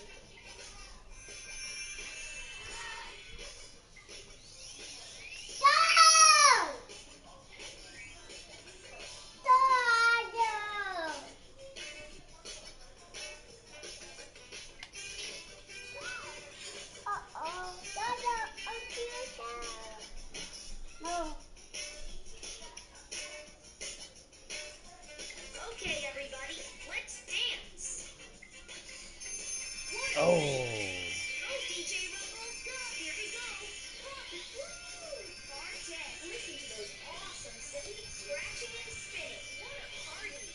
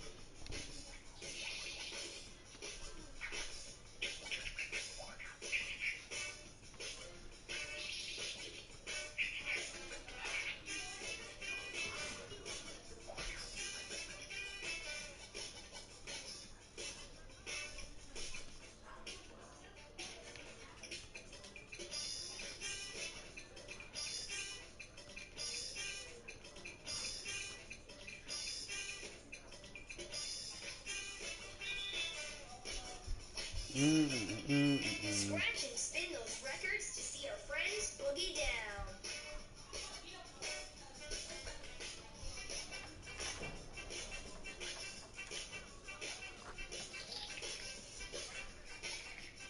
Scratch and spin those records to see our friends boogie down. Hey,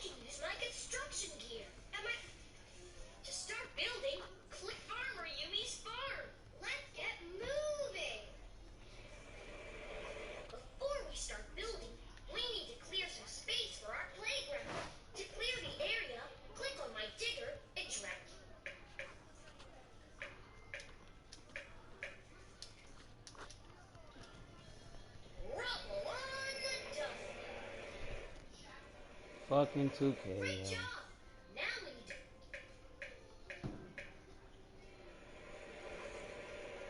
All clear.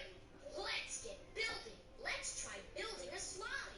The glow here are the parts we can use. To choose a there's more to build. Now our slide needs a ladder. Great.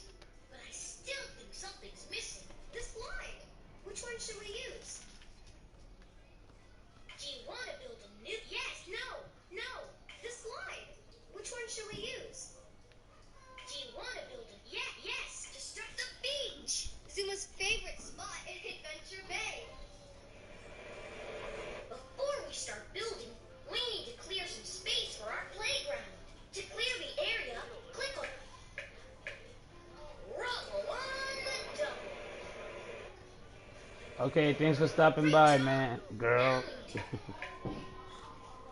Appreciate it. All clear. Let's get building. Let's try building a slide. The glowing paws. Do you want? Yes. To start building, click a location in Adventure Bay. The park. What a perfect pick. Before we start building, we need to clear some space for our playground. To clear the Rubble on the Double. Great job. Now we need to go the other way to keep clearing playground space. All clear. Let's get building.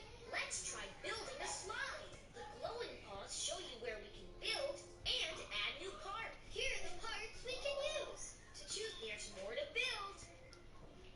Now our slide needs a ladder. Great. But I still think something's missing. Click on the slide. Which one should we use? Spectacular. We're almost done. Let's decorate our slide to make it awesome. If you want to change a part, now we need to tighten the screws to hold all these playground parts together. We can use my screwdriver. Click on the screw, hold until the screws tighten all the way. All right, let's try another screw. Only one left. Appreciate the stub, man. We're definitely a dangerous duo. Hold it. Hooray! What awesome playground. Press this button to save a picture. Here we build a new playset.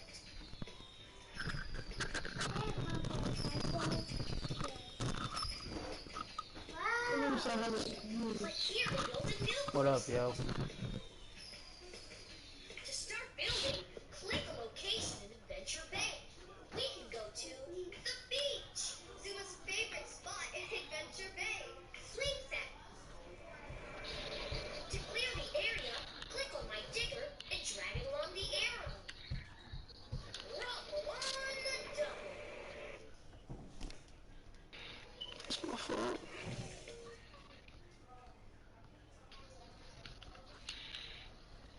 Blaze and the monster.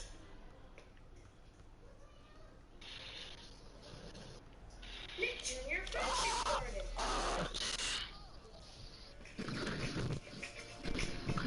Bubble Scrubby.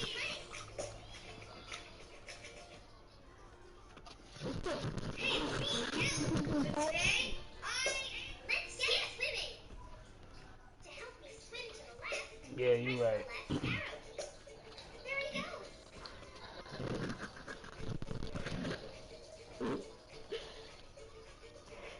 Fantastic. Keep collecting tissue boxes. Watch out for germs. Way to go. Watch out for germs. Way to stay healthy and clean. Fantastic. Way to go. More tissue. Good shit. Let's go the other way. Fantastic. More tissue.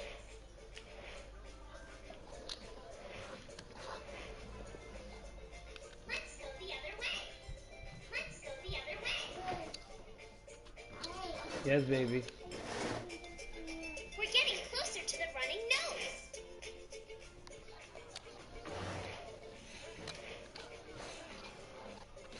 Broke boy. Let's go the other way. Let's go the other way. Let's go the other way. You gotta press up right here, baby. fault. More tissues. Great job. Great job. Let's go the other way. Let's go the other way. Let's go the other way. Let's go the other way. To help you swim, press the left and right arrow. Bubble Guppy's Good Hair Day. Click play to start.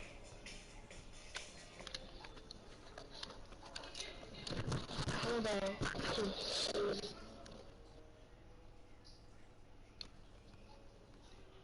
The Junior Puppy Playgrounds. Click play. Hola! Today is the grand opening of the Puppy Play Park. All my puppy friends are so excited. We sure are. This is going to be awesome. So many puppy friends made it to the... I don't know about you, but I'm going Click back on the home. target to help me fill the balloon with water until it pops. Go!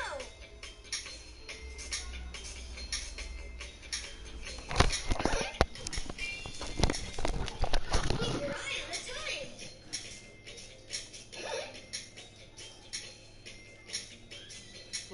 Time's up. You. Let's try again. What up, though? Play with Marshall. Play with Norval. Y'all together? Play with Benito.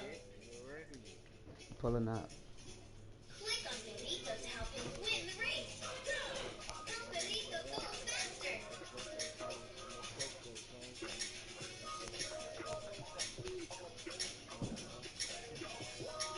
try again.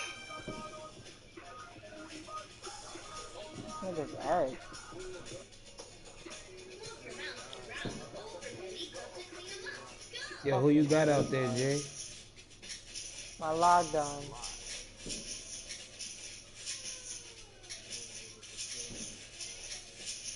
Keep your eye on the time.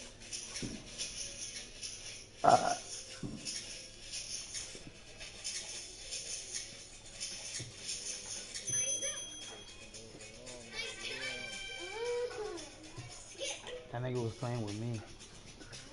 Click on Benito to help him win. Go! Click faster. Gotta go edit that part now. Nice try.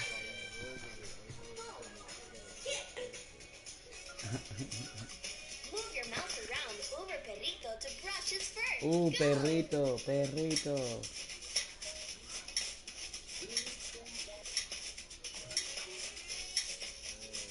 These niggas are faggots on square. Eye on the time. Yes.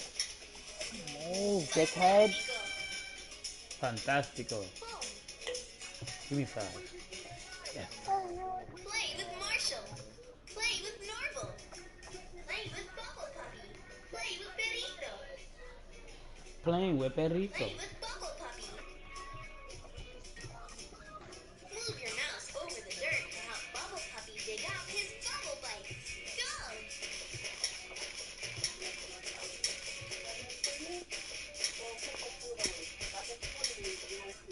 I already knew what you was gonna say. Keep your eye on the time. Wanna have an attitude with me for no reason. Like, I'm listening to music. Don't sit around and front. Click on the poke toy. And click on the bucket with the picture of Barton. Go!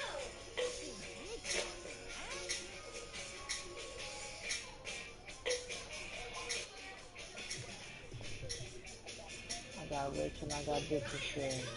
Me, I look like my eyebrows, thick as hair. I be stuff girl that nobody wear. Bubble Guppy's Good Hair Day. Click play to start. Before you killing yourself to find a man that'll care for you. You wake up, put makeup on, stand in the mirror. Yo, he should not be able to throw that shit.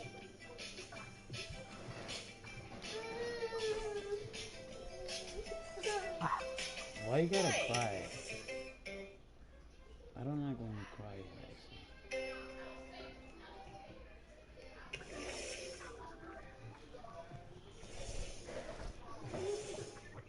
Welcome to our food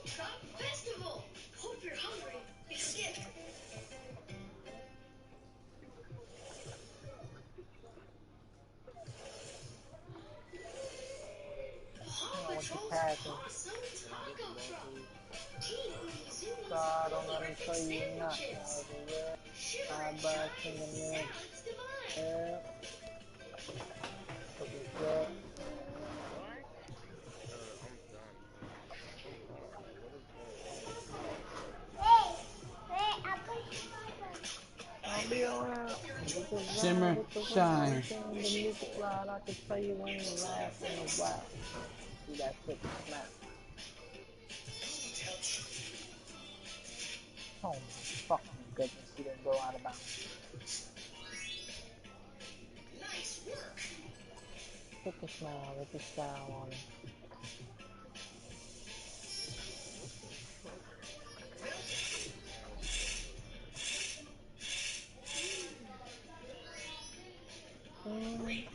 Oh, she's the perfect beauty queen. No one.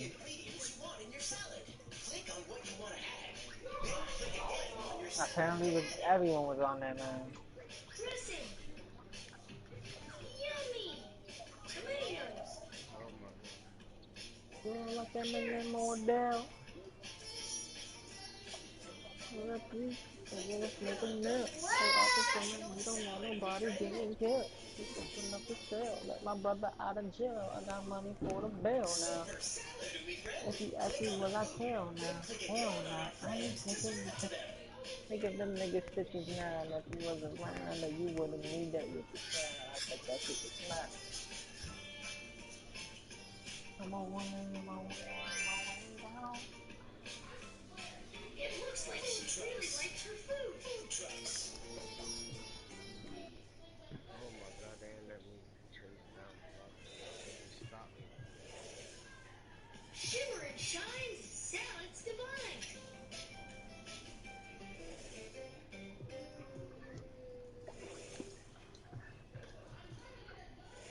Come set the screen, girl. Ahoy, Captain Turbot. Hope you brought your outfits. Shoot it, bitch. La la la la. La la la la. Some of our Bumble Guppies think No three.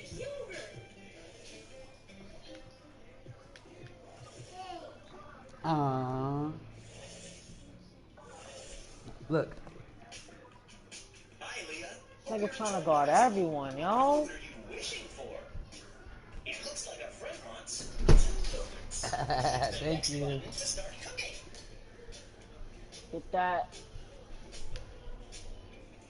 Oh my god. Thank you, man. What the fuck?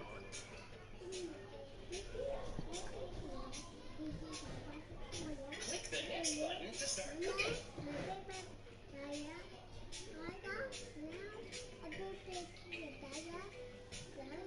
What the fuck? Oh my god, look who's next. You already know who. Pull up with the stick. Let it hit. Click the next button to start cooking. Mommy. Yes, baby.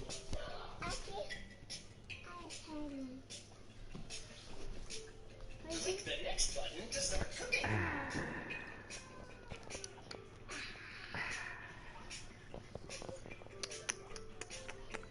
Click the next button. More truth on your head top once I speak up my name, you know?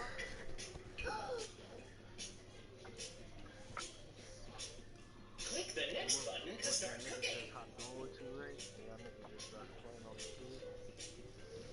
Who that girl? Nah, I know her. Click the next button to start cooking. Oh, nah, I play with him. I play with him whenever he wants. The next button to start cooking. I was supposed to be there when he hit the jetpack. He texted me that day, but Click the next button to I had to do a bunch of baby daddy duties, so I got on mad late. Stop. Click the next button to start cooking. Stop.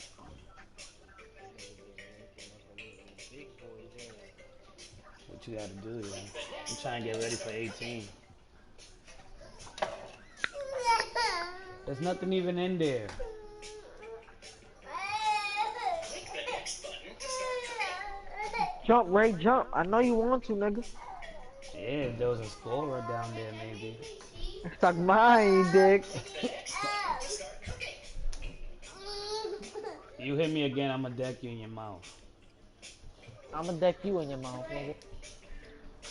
A scorer? Yes, Daniel. There's no scorer in the paint, nigga. Is a what? T? Go ahead, Daniel. Turn off the game since you want to be asking questions. It's time for bed. Nigga said time for bed. Damn.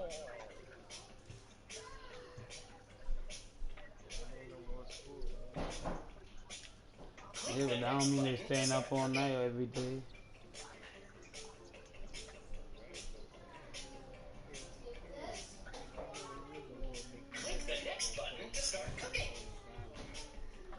Oh my god. I hope he took that. Oh my goodness.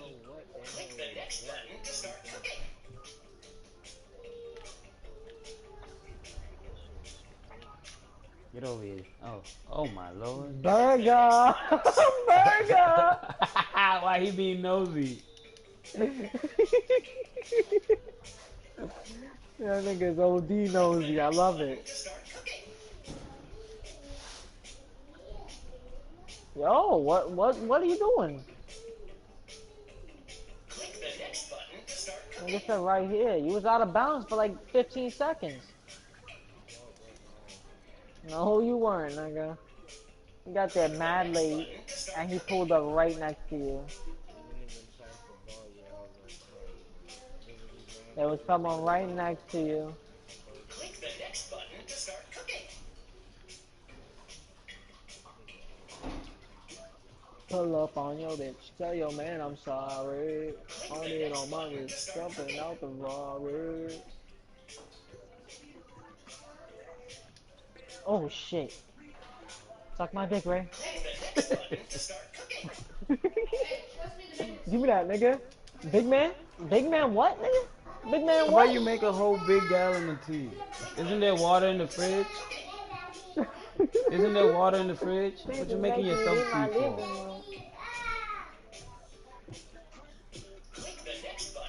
She wants some tea. Should I make it to her? Yeah, you should make it. My nigga's retarded. Fucking judging again. I gotta go. Ooh, lucky. I gotta be again. It's my birthday.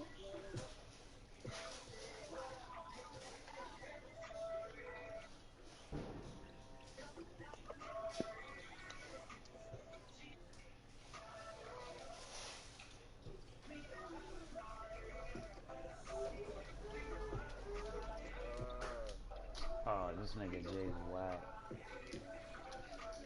We know how to party. I agree.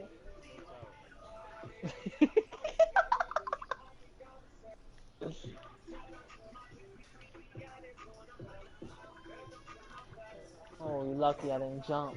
And you still boofed it, nigga. Oh, that's our ball. It's hot on him. It's out on the random. Yeah, on say nigga.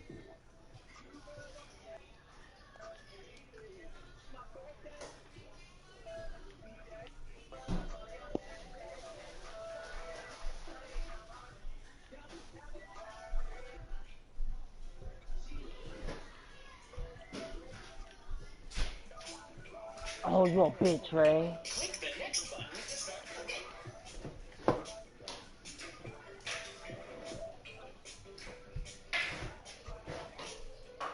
Click the next button to start cooking.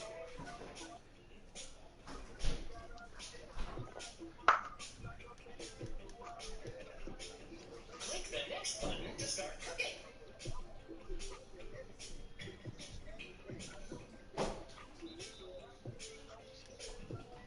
Click the next button to start cooking.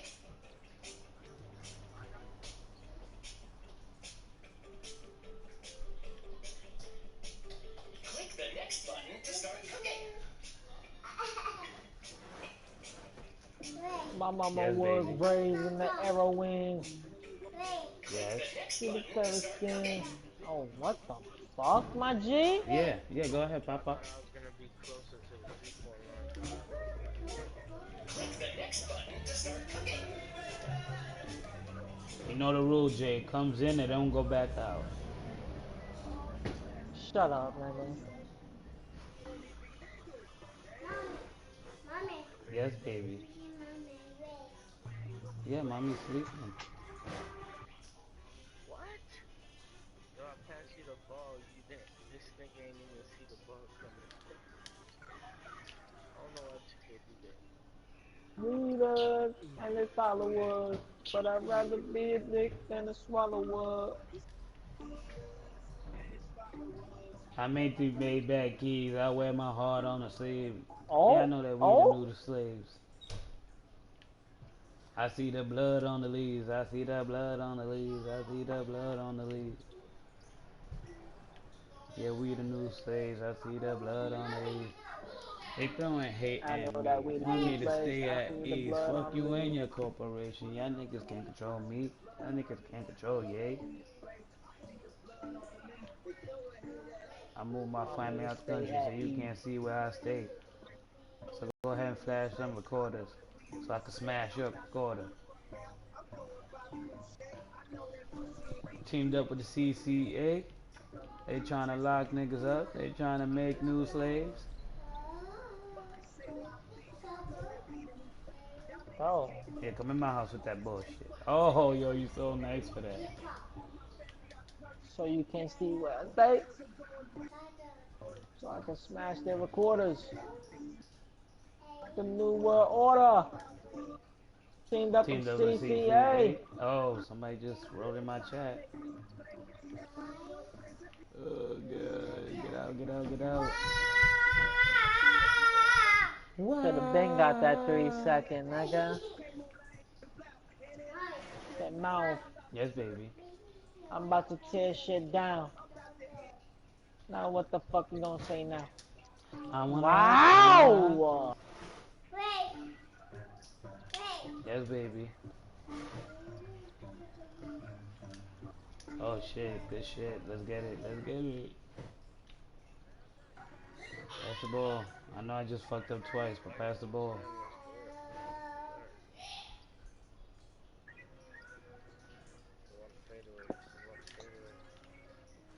I can't lose, no I can't lose. You.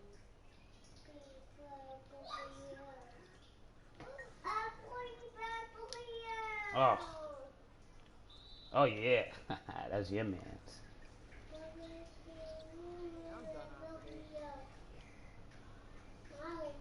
Heard it, bro. I got you right now. Yes, baby. Whatever I have to do, nigga, you not getting last point. You out your damn mind. It's not like you're a lockdown or anything. Right. Oh yeah, in your mouth. Told you weren't getting it. Fuck you. I do the hustle. Take your ass to bed. Yes, baby. What is you doing? What is all this? This is, yeah, that's Pokio. Here, watch Pato. That nigga probably talking mad shit in game chat, and I dead don't care.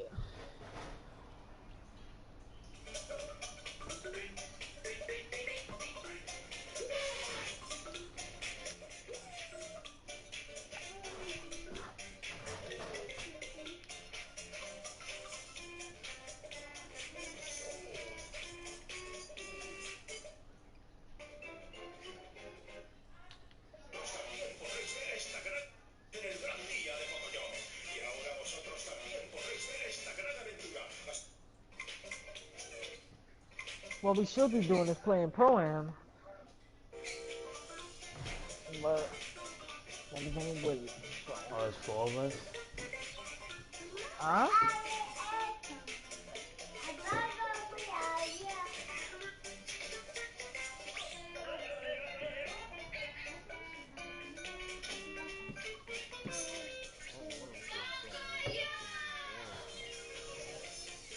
And I don't want to play Park anymore, so.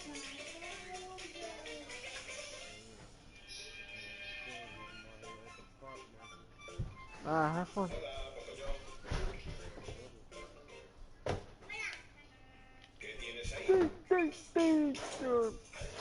Malo.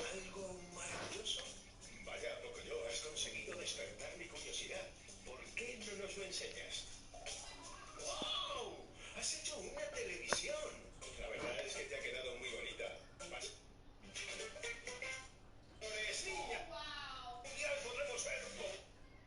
Y se dirige.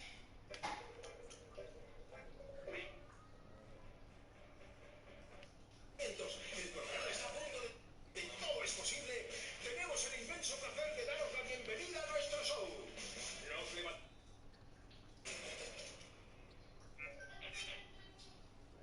Pato es muy sensible. Engana en son de paz. Yo. Hola, Pato. They what? Trying to find somebody.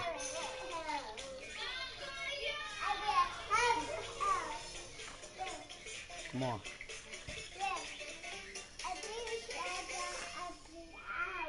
Look it on the court. Oh, my back. Man, I smoked all the weed already.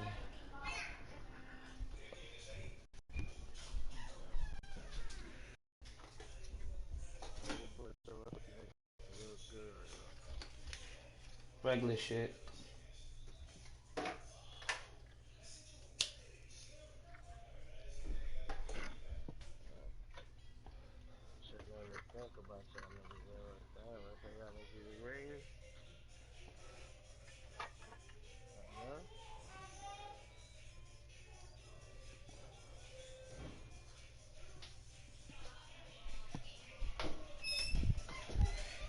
What you said? I didn't hear you. What you said?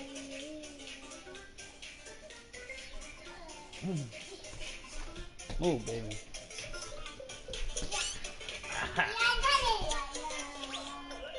Took my seat. Messed up.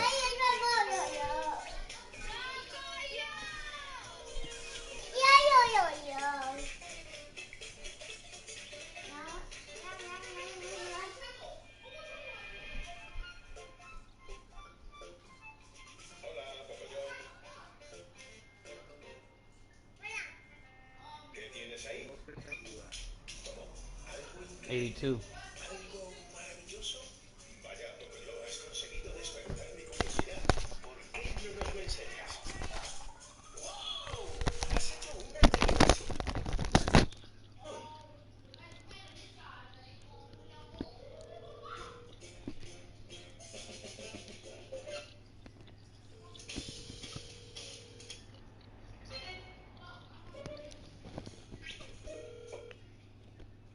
Before the Dark Knight trilogy and the Marvel Cinematic Universe, 20th Century Fox's adaptation.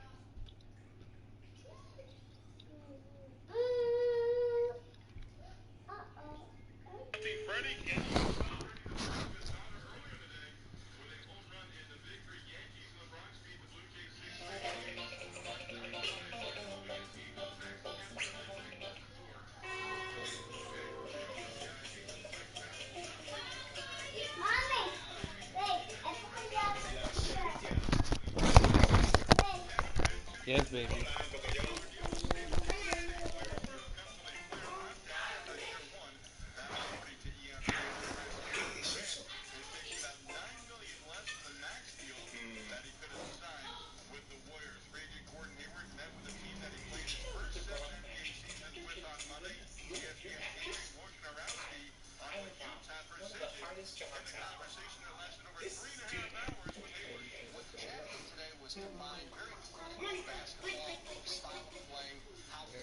What you said?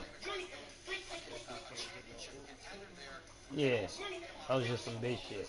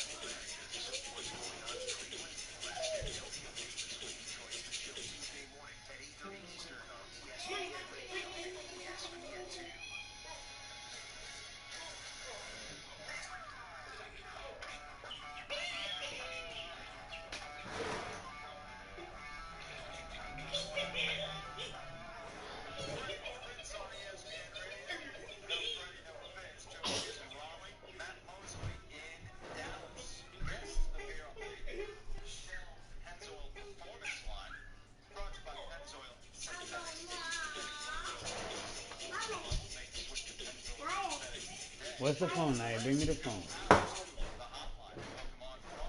Tell Daniel it's Sam for Dad. It died before that. So put it to charge. The charge is behind the microwave.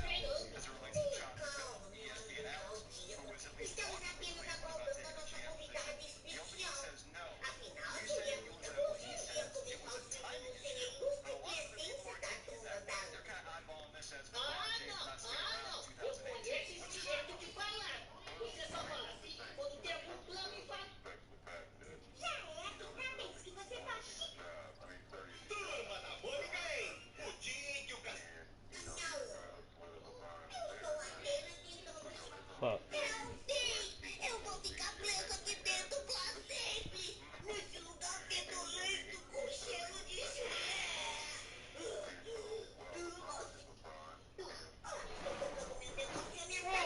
Yes, baby. Honestamente, vírgula. Você pegou meu lápis. Tava jogado por aí. Me devolve isso já. Eu sou todo sucesso alheio, né? Sinto muito, Cascão. Vamos ter que apagar o seu desenho. Mas eu paguei por ele. Devolve o dinheiro dele. Ele não pagou em dinheiro. Aposto que tá faltando muito uma Yes, baby. Eu sou um talento incompreendido. Esse foi o único desenho que você fez? Foi. Agora que eu ia começar a fazer sucesso. Já vi que não dá pra viver de arte. É só aprender a desenhar, pintar e se dedicar bastante. Assim dá muito trabalho. Deixa ele, Marina, aquele lá não toma jeito. Bem, vamos recolher os desenhos. Yes, baby. Tirando isso, a exposição foi um sucesso. Eu adorei. Quem sabe logo vai ser o que quiser hoje. Yes, baby. Ei, quem é essa? Nunca vi por aqui. Ela nem tá precisando de um cajuinho. E aqueles vídeos, meu pai. Mônica, aquela é você. O quê? Ficou doida, Marina? É um desenho que o Cebolinha fez de você usando o meu lápis mágico. Ora, essa já tá na hora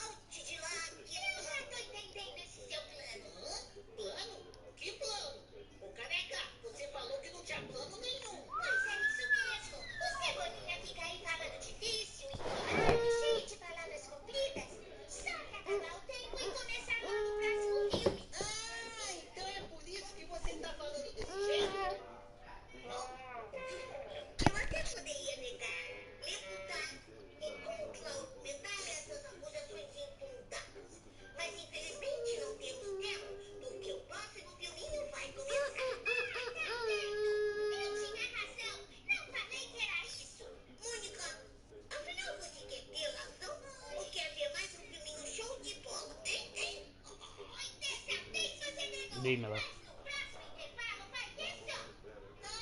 Yeah. You about to go eat?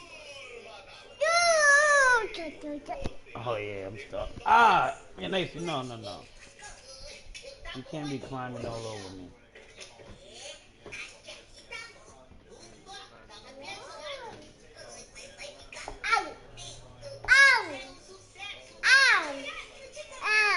Stop. Hi. Hi. Yeah, watch Tokyo. Monica's whack.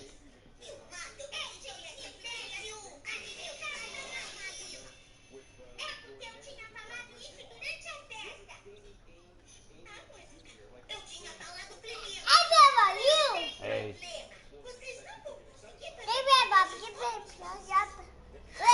Yes, baby.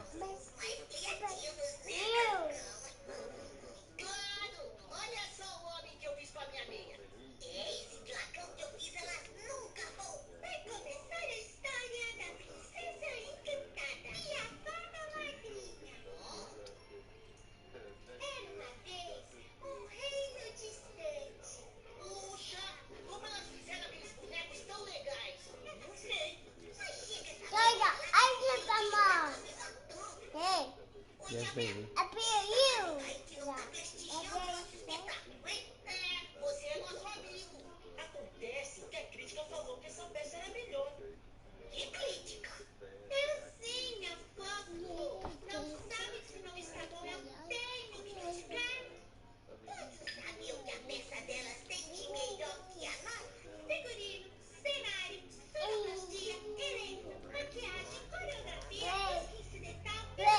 Yes, baby.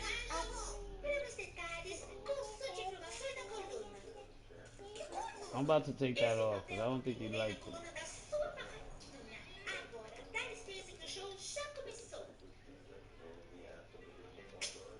Stop.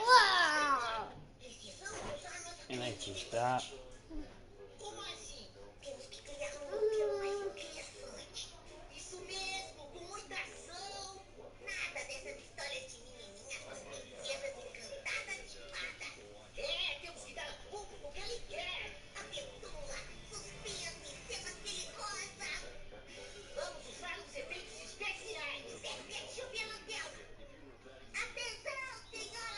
Fuck.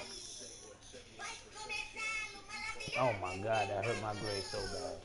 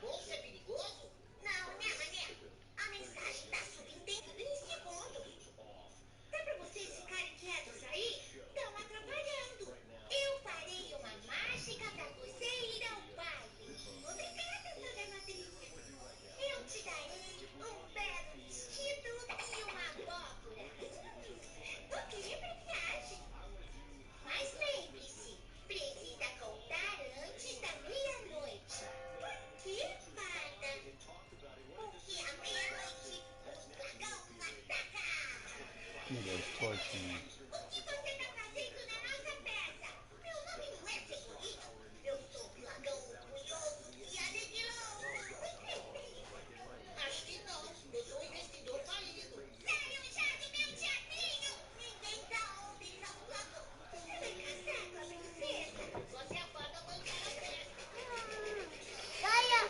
Yes, baby.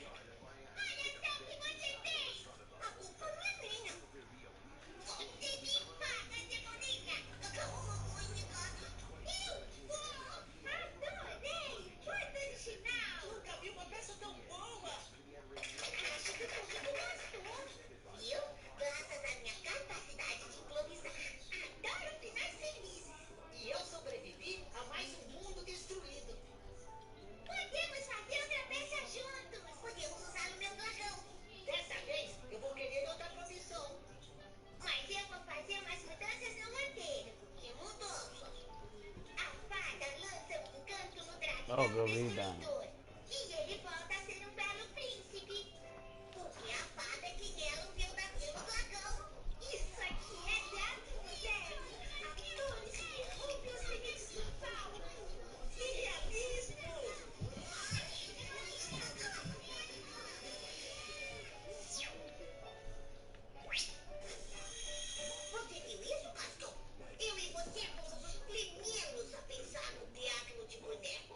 Oh, come on.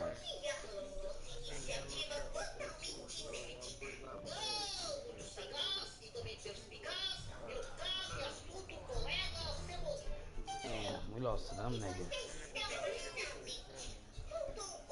Yeah, we definitely do.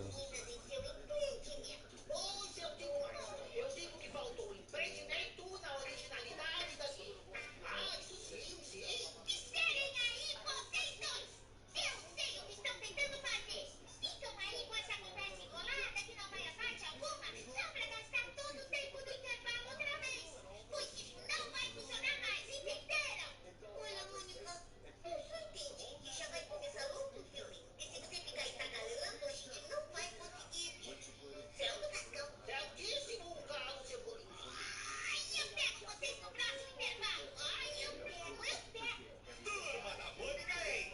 O dia em que o Cascão fugiu de casa de novo. Fugi de casa. Legal.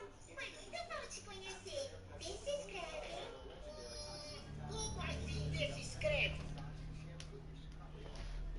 Prontinho. Aí está seu desenho. That shit crazy. The NBA look wild different now. It's like there's nobody in the West. There's nobody in the West. I mean the East. There's nobody in the East. Hold on, I'll be back.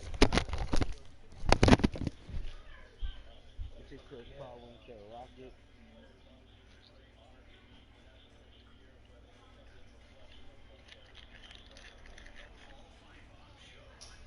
Sanaya, you got the controller? Yeah, the TV remote. Put something in the room.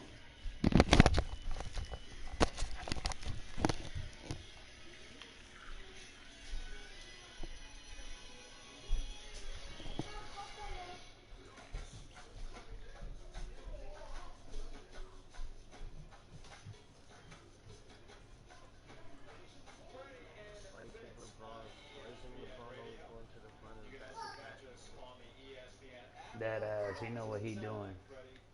There's nobody in the East for him to compete with.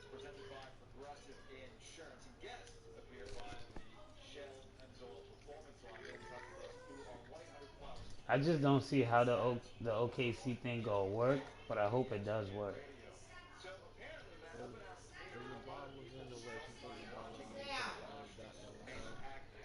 Well, the only way he's gonna be in the West is he got a super team.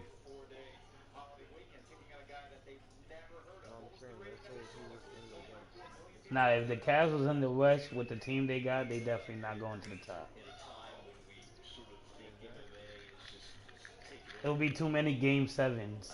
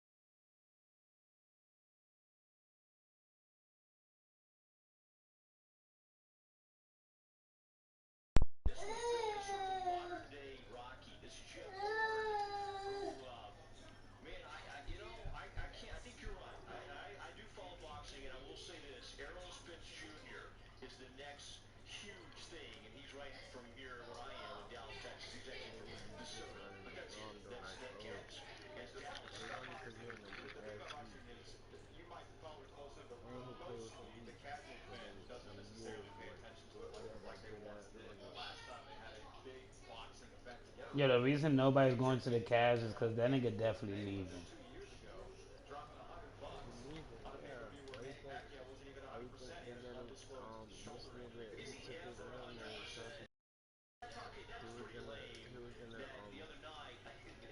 He was gonna be the GM, I know. Yeah, but then he took his name away. He called LeBron like, yo, LeBron, what you doing? He was like, nah, nigga. He was like, heard it.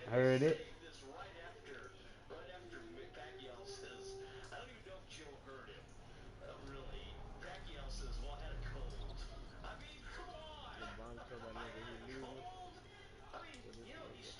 Then you switching on thing, he never got the man. When you saw that James Jones fight.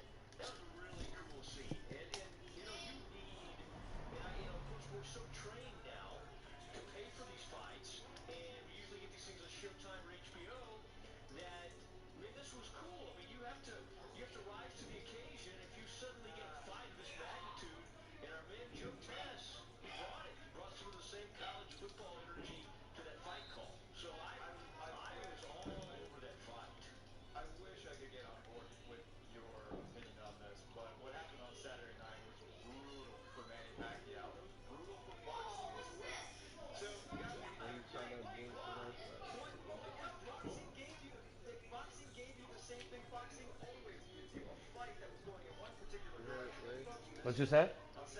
You saw that bullshit ass Pacquiao fight. Yeah, they talking about that shit now. That shit. I don't know what's up with boxing. It seems really weird right now. It's like they try to make people a star. Like it's like they. Yeah, like they're like, yo, we on TV. I'd rather us lose and make it talk about than winning and like actually doing the right thing.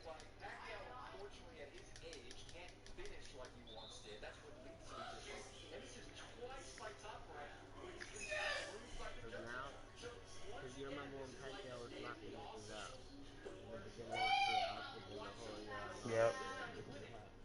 And now he lose, now they're gonna make a big name because he said, oh, Horn, Pacquiao, da da da. Now you gonna hit this nigga deep and then hit your ass in the head. You Yep. got decisions. There's like a cycle to this shit.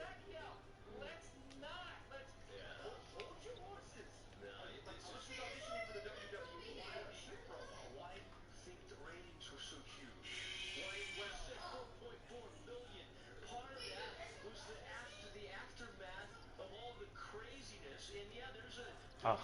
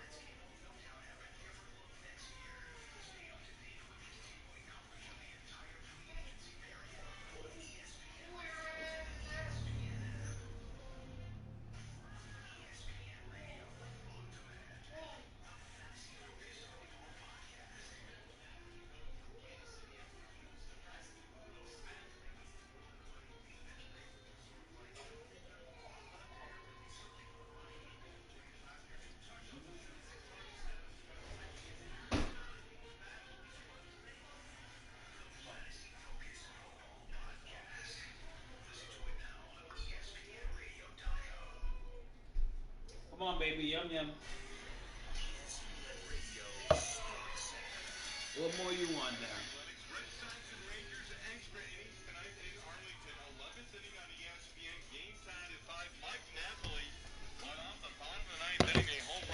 Craig Kimbrel came on the first pitch that he saw, 17th on the season. Kimbrel just his second blown save on the year. Rangers have hit 3 solo home runs in the game. Dustin Pedroia for the Red Sox, 3 hits and 4 runs batted in. In Seattle, 7th inning, Royals a 3-1 lead on the Mariners. Carlos Rodon leading the White Sox tonight, 10 strikeouts over 6 1/3. Right now in the 8th inning in Oakland, White Sox on top 6-2 against the A's. In New York, Yankees beat the Blue Jays 6-3 on Monday night. Toronto dropping its 5th in a row. Aaron Judge and Gary Sanchez will both participate in the All-Star Game Home Run Derby a week from tonight in Miami. It'll air on ESPN and ESPN Radio. Mike Moustakas of the Royals, Justin Bour of the Marlins are also going to participate. Nationals at home in D.C., 3-2 victory against the Mets. Ryan Rayburn delivered the game-winning hit in the bottom half of the 9th inning. Rockies beat the Reds 5-3. Joey Votto reaching 1,500 career hits with a home run. That came in the 6th inning. Brewers earlier today knocked off the Orioles at home 8-1. According to ESPN's Chris Hayes, Warriors and Kevin Durant agree on a 2-year deal worth $53 million agreement. Paul George to stay in the Eastern Conference, let alone go to Cleveland. So he really didn't have a lot to have to go out and sell. As Jimmy brought up, when he recruited Bosh to Cleveland, or tried to, even Kevin Love getting him to Cleveland, they had cap room. Like, they could fit those guys in. Their hands are tied, literally. I've listened all season to Colin Cowherd, LeBron James, the most powerful man in all the sports. LeBron James, he's the greatest teammate of all time. LeBron James. Now that there's no solutions out there, easy solutions out there, well, I'm done being team president, Jeff. I'm just a player. And we just supposed to just know. How do we know? You know, I've never been a Melo fan.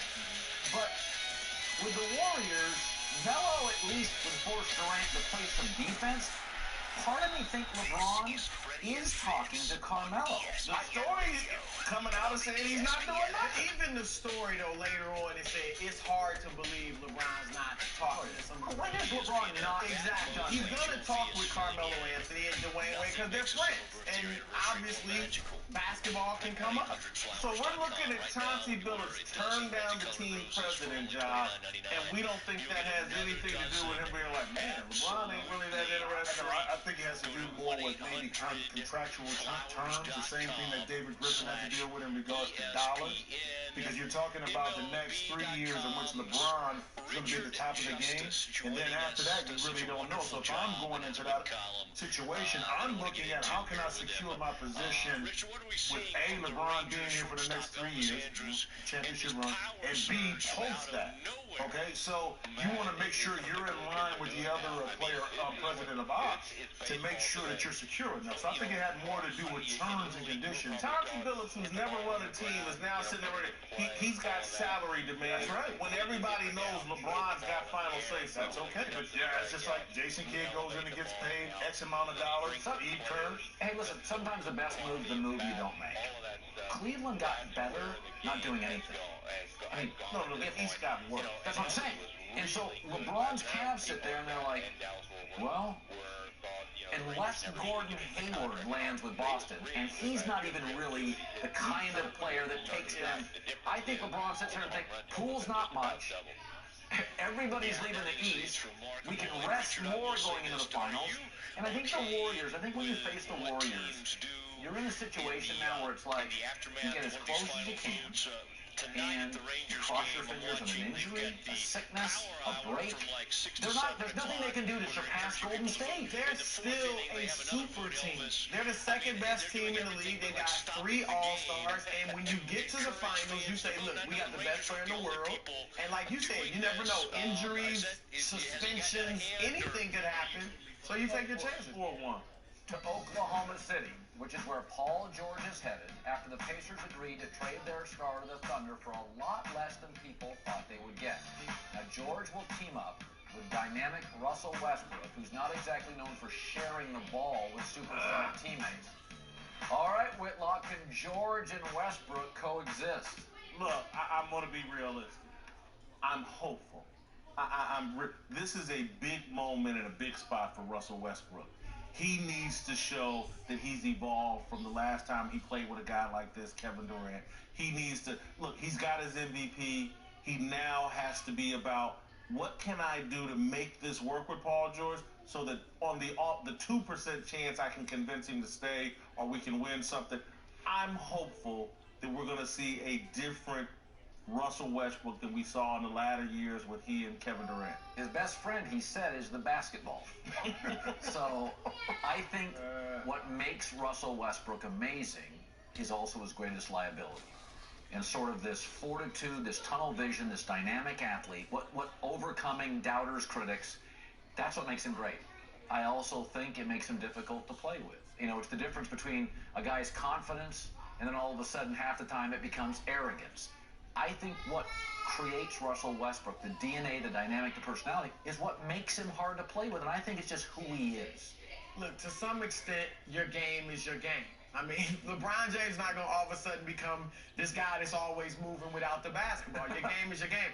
But I do think Russell will try and to some degree succeed at being different. Look, he showed everything he could individually this past year. Like, there's nothing else to prove individually. The one chance you had to do it by yourself, you averaged a triple-double and won MVP. Now, go ahead and show that you can play with another superstar again. And they're not going to win the West, but if they have a successful season, you know, that's doing well. But can we take it one step further and get it out of his hands a little bit and go to management and coaching? Because at this point, and I said this before, with Scotty Brooks and also Billy Donovan, Russell has not been held accountable for how he plays. It's the duty of the coach to be able to hold the star player to a higher standard. Pop does it. Pat Riley did it. Phil Jackson did it. Larry Brown did it. Carl, all the great coaches did it. So when you have that coach that's able to do that, bringing a Paul George in is now the dessert, because now your main star is in line with what he has to do to win. So it's not a question of whether they can fit once he's in line with what the coach wants him to do. So I'm going to take it to higher than Russell Westbrook and go to the coaching. Let me defend Westbrook on this. I know, look at you. Paul George is a scorer. Paul George has never been a great teammate to elevate people. He's not what he does. Like Kawhi Leonard doesn't pass. Paul George really is to some degree, he's a scorer. How do we know Paul George can play well with Russell Westbrook? I mean, Westbrook's got 10 assists. He's dealing the ball. I don't know if Paul George, that's why I thought Paul George worked with the Lakers, because Lonzo is sort of uniquely Jason Kidd-like in that he'll get his points other ways, but Lonzo is he's perfect for George. We don't know that George is easy to be a teammate of. Both of you are making great points in terms of, and I really love Jim's point, Billy Donovan, pressure on him. He's got some pieces to work with, and he needs to make them work. It can't just be Russell Westbrook's a bad guy. What about Billy, Mo Cheeks, the entire organization? You're absolutely right. One of the things that bothered Durant when he was in Oklahoma City was that at the end of the games, we all saw Westbrook not giving him the rock and stuff like that. He wanted the coach, Scotty Brooks, to go to Westbrook. Exactly. It wasn't Durant's nature necessarily to go to him and say, give me the ball. You can fault him for that. But he also felt like, you're the coach. Say something. You see what's happening. I haven't touched the ball in 5 possessions. So Billy Donovan does need to step up and do that. I love it. All right, coming up, Tom Brady just dropped a big hint about his NFL future, and everyone missed it. We'll clue you in next. You watch and Speak for Yourself, presented by Sony PlayStation Vue. Celebrate the 4th at your locally owned True Value. Orca Cooler 1 Knight is playing with great energy in this game. Doing the little things, Gus. Rebound, playing defense, making plays. Cross court, Fargo.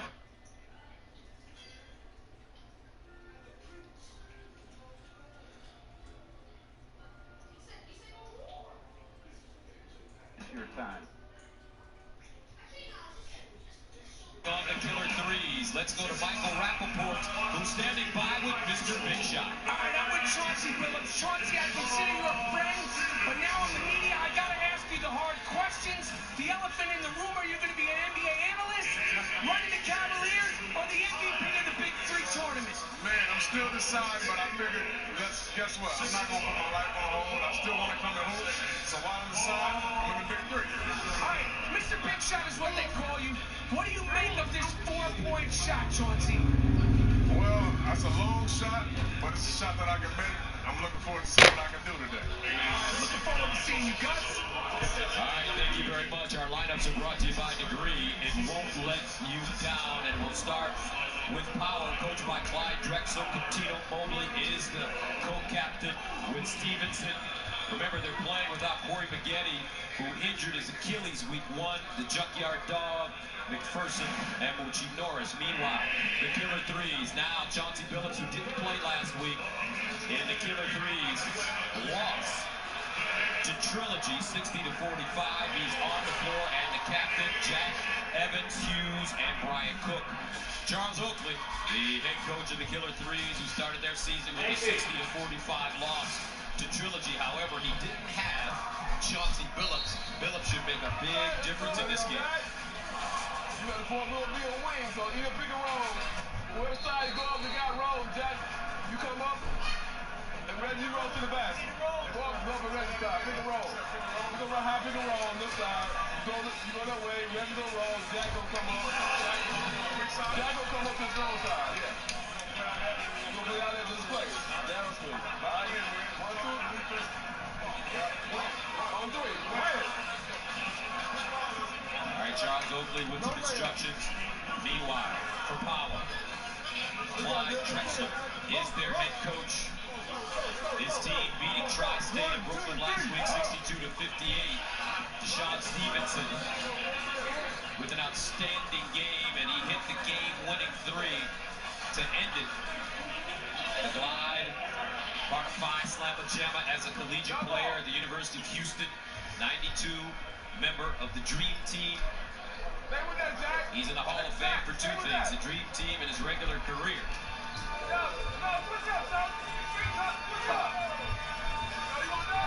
So a different look for the Killer Threes with Chauncey Billups as their brain. Tino Mobley and Power with the ball to start the game. Stevenson guarded by Billups. JYD driving on Reggie Evans, gets inside, can't lay it in, offensive rebound. Missed it at point-blank range. Now Steven Jackson, deep jumper, pure. Jackson was the first man on the court this morning at about 11:15. And if you don't think these guys take it seriously, please. You should have saw practice yesterday, the sweat. He talked about Steven Jackson being the first one out. Competitive by nature, you see it out here. Stevenson, step-back jump shot, and he hits his first attempt of the day. Guys, I love this Power team because you got shooting with Stevenson, Mobley, and Steven Jackson. Got it high. Practice. You know what's funny? He had a shooting coach yesterday in practice.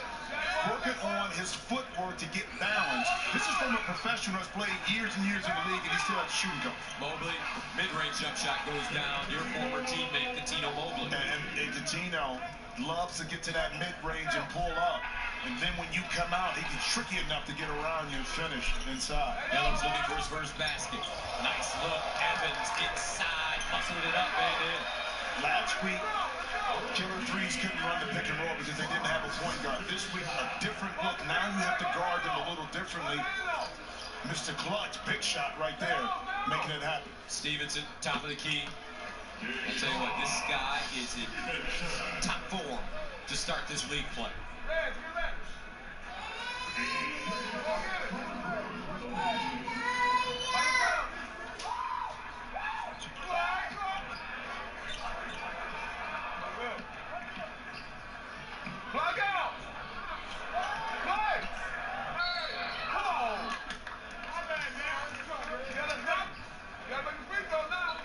Guys, I talked to you about the conductor right here, making pretty and beautiful, sweet music here with Reggie Evans inside. Making his presence. Chauncey Billups felt early. Reggie Evans had 18 points in their loss to Trilogy in week 1. 12 rebounds, 2 assists. Adds a free throw, that counts for 2 points. Evans with 4. The Killer Threes cannot afford to start this season 0-2. Well, they can't because then they're playing from behind, but having Chauncey back gives you a shot. Look at inside JYD, but the offense is more fluid and is scoring the ball at a higher clip with Chauncey. 10-8. First team to 25. Signals halftime. Jackson driving this time. Gets by his man.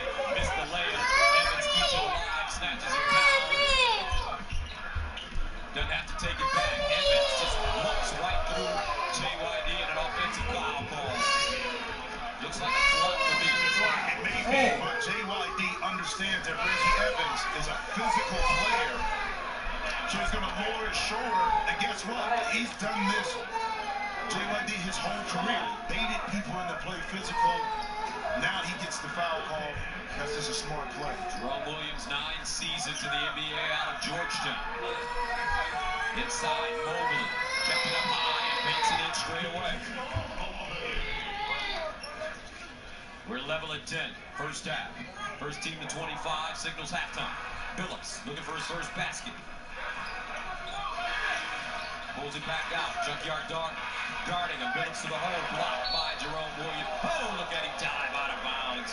Signature play to the Junkyard dart. It gives a little bark to the crowd, but excellent recovery. I talked to Chauncey yesterday. He said he hasn't played in about 2 weeks, so it's going to take a minute to get the timing down. But JYD making his presence felt once again. Billups at the 4-point mark. Lets it fly. Brick. Ball didn't hit the rim. Inside, Jerome Williams, no. Nice look, Jackson from Billups. And that's a case where Jerome and Williams didn't realize he could take it back up. That hesitation cost him the easy two. Stevenson blocked by Brian Cook, who just checked in. Let's go to Joy Taylor. Stats with Dion Cole, actor, comedian. We're out here in Charlotte for the Big 3 League. What's the most intriguing thing about the league to you? Man, just seeing how amazing everybody is, man.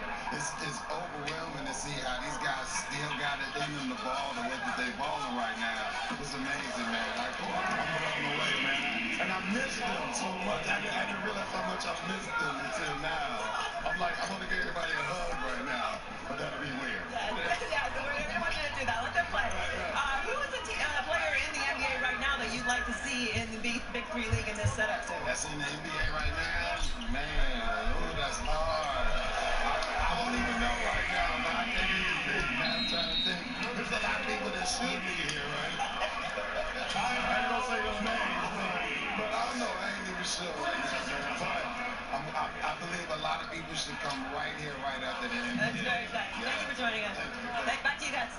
Power with a 16-12 lead. Your former teammate, Tino Mobley, is starting to really get loose here in the first half. Well, that's why I think I truly believe this power team has the advantage over the field is because they combine shooters and they can spread you out on the court. Again, JYD is going to do all the little things it takes you to win. And Coutinho right now from behind the arc. Bob McPherson is checked in now for Power. He wears number 6, guarding Steven Jackson. Jackson takes him deep into the hole, counted in the foul. Smart play. Steven knows McPherson just gets in the game. What you do? You attack him right off the dribble, force him to guard you. You have the size advantage, able to draw the contact. More importantly, Gus, the strength up top to gather and finish. So Jackson at the line. 10 points for Steven in the first half. Misses a free throw.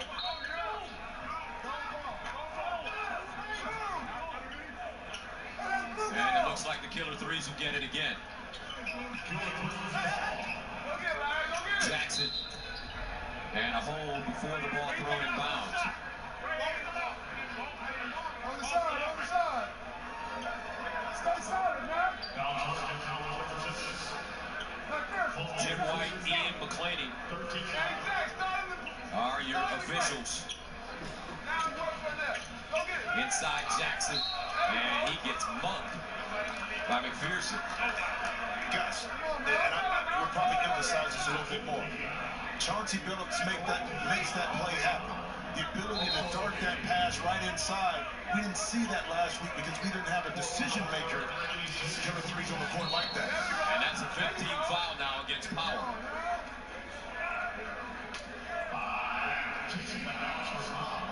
And Billups will go to the line and shoot one free throw for 2 points.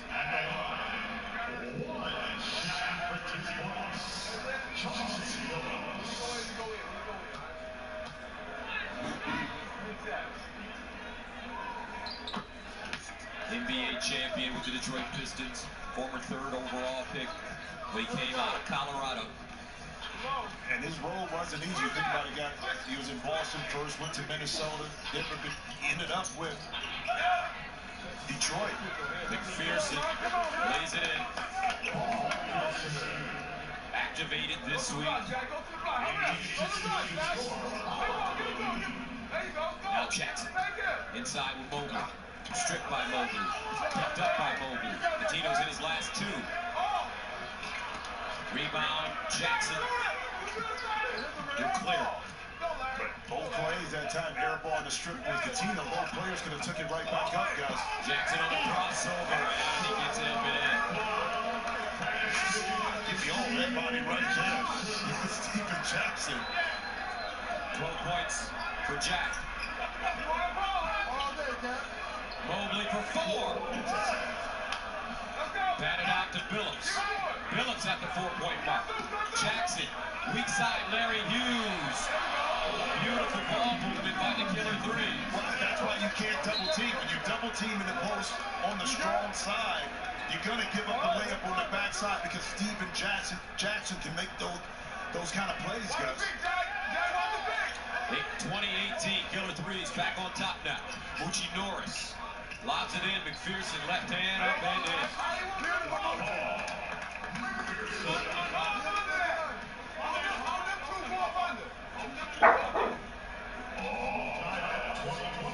With level at 20. Billups from Curryland. And Mr. Big Shot. And why not? A little square up jab step, clear a little space, and let it fly. Now Mobley driving to the bucket. Double clutch, hand grabs it in. Coutinho Mobley has been on fire in the first half. He has 12. Billups to weak side. Larry Hughes knocked out of his hands by Mobley. Right to McPherson, and he's fouled. He's played in the CBA, Italy, France, and Argentina. He also toured with the Globetrotters.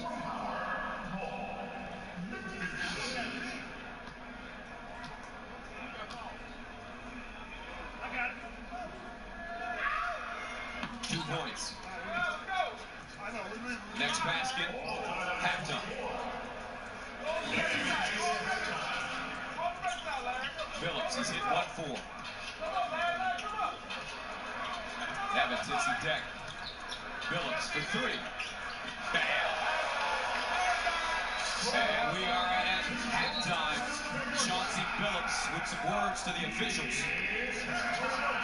And the Killer 3s looking like a different team in the first half against Power. Head into halftime with a 26-24 lead. Stephen Jackson, rugged, fearless, highly skilled. The Killer 3s with the halftime lead. You're watching the Big 3 exclusively on FS1. It's time for some straight talk. The big wireless companies lure you in with great coverage, but then charge you a really high price to use their cell towers. Not cool. Straight Talk Wireless uses the same towers but charges way less. You get the same 4G LTE network so your phone works in more places for a lot less. It's time to ask yourself, Why haven't I switched? get a Samsung Galaxy S8 or bring your own phone. Unlimited talk, text, and data, just $45 a month, no contract. Straight Talk Wireless, only at Walmart. Degree has redefined deodorant with motion sense technology so that I can redefine power, footwork, range. The more I move, the more it works. Degree, it won't let you down. If you like the iconic chalupa from Taco Bell, you're gonna love this.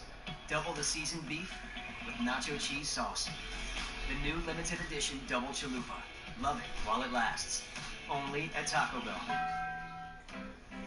Hi, I'm Jane Lynch. When National Geographic asked me to host a live show, I thought, sure, I'll let the critters take center stage for a night. We don't know what they'll be doing, but they'll be doing it while we watch. You know what I mean. Earth Live, Sunday at 8 Eastern on National Geographic. Professor, what are you doing here? Waiting for you.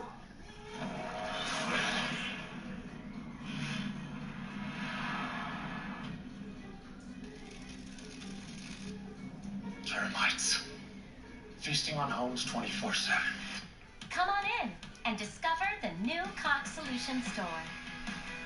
Here you'll get one-on-one help from experts who know technology for a faster, more connected, more entertaining world that you can experience yourself. It's all right here at the Cox Solution Store. Discover, learn, and experience more. With 5-minute pricing? We'll never waste your time here at Hurd Chevrolet and Hurd Buick GMC. I had the friendliest salesperson. So friendly. The entire experience was easy. It was quick. It was painless. It was so easy. There is no pressure. We'll never waste your time. I love my new Buick. I referred my friends and family to come. They put the fun back into buying a car. Get the savings and payments you're looking for. And get it in just 5 minutes. Only at Hurd Chevrolet and Hurd Buick GMC in Johnston. Where you can send your friends. And family. The Killer Threes committed 10 turnovers and gave up 18 points off those turnovers. Different story. Chauncey Billups not available because he was negotiating or is negotiating with the Cavs. Now that he's here, they look like a much more efficient team. Easier when you have a leader, a decision maker, a coach on the floor, as in Chauncey Billups. He makes it easier for you to go out and do your job. It's evident. Here's Billups. 8 points in the first half. Billups step back wide over 3. Great rotation at E. Buries it. But yesterday in practice, they worked on with Chauncey immediately side pick and roll and middle pick and roll. Roll to the basket, that'll open up the jump shot. Work to perfection on that last play. Here's Stevenson, guarded by Billups, gets the screen, picks up his dribble in no man's land as it's stripped away by Reggie Evans. Evans tried the find Jackson on the baseline and throws it out of bounds. Yeah, that's not Reggie Evans trying to make plays. That time he'd have been better off, Gus, just putting the ball at the basket, trying to get to, if not, maybe an offensive rebound. Instead, turn it over. Stevens. Billups playing him to his right hand. Mobley. Hesitation down the lane and a foul. Tino Mobley has feline quickness, always has had that kind of quickness. But it was so smart. He allowed the play right there when he caught it kind of on the move, Gus. As soon as he saw the gap open up, his teammate spread to the wing, the gap opened. That's when he attacked. He didn't go too soon. It was right. It was perfect timing. And he misses a free throw. Reggie Evans. Jackson for 3. Long rebound, plucked away. And Evans and Billups miscommunicating. Reggie right there trying to stuff the stat sheet, trying to get another rebound in there, guys. Charles Oakley. First team to 50 wins. 29-24. Killer Threes. Stevenson, top of the arc. And Billups is throwing him off his game a little bit today. Yeah, he's getting up underneath him a little bit, making it tough for him to get easy, clean looks. Jackson, step back jumper. Gotta get up, Jack. Mobley, he's been the catalyst. Let's go. Come on. Billups. He's got a quick trigger from Curry land again. Mr. Big Shot is in the building. 33-24. Mobley driving hard on Jackson. Fade away high, Archer, and as George Gervin would say, with the kiss. But how tough was that shot, though? Gus, he's a left-handed player. Steven Jackson is in his face, and he uses the glove. Oh, great pass inside. Backdoor Jackson, and he reverses it in. Chauncey Billups, all seeing. 35-26, Mobley short. Evans with a rebound. Jackson thinking about the three. Guarded by JYD. Feeds Evans across the lane hard. Left hand good. Different team with Chauncey Billups on the court for the killer threes. 37-26. Mobley. Remember, power playing without Corey Maggette, who injured his Achilles week 1. Jackson. Inside Evans, great position, and he's fouled. Chauncey walking in. You're going to give me that, I'm going to take it all day. And then the playmaker, Jackson inside. Strength, power. You talked about being a different team, a different look, a different feel. And it was really interesting to watch Chauncey on the court yesterday. Charles Oakley's flight was a little bit late, so he couldn't get to practice. And Billups was basically the coach on the floor. But you know what was important about that, guys? Is immediately in how his teammates responded to his work. They were intent on listening to what he had to say, and it's paying off right now. Meanwhile, Sean Stevenson trying to work his way back into this game offensively. Stevenson with 7 points now. Remember, he had 20 in the opener. Jackson, mid-range this time. Stevenson, and he stepped on the sideline out of bounds. We saw a lot of that week 1. We did, but greatness comes in a lot of forms, and Chauncey, throughout his career, able to make big plays, but it's the decision-making, the leadership on the court, the competitive nature. Ryan Cook, big guy, can extend the defense with his jump shot. Stevenson, he's got to get cooking. Guarded by Cook, he can take it off the bounce, but he takes the J and knocks it in. Well, he knew Cook had to give him some room, guys. So once he gave him a little bit of space, that gripping dribble with his left hand, he was able to pull right up into a shot.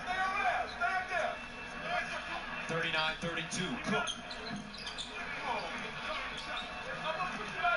Stevenson at the 4-point mark. Will he take it?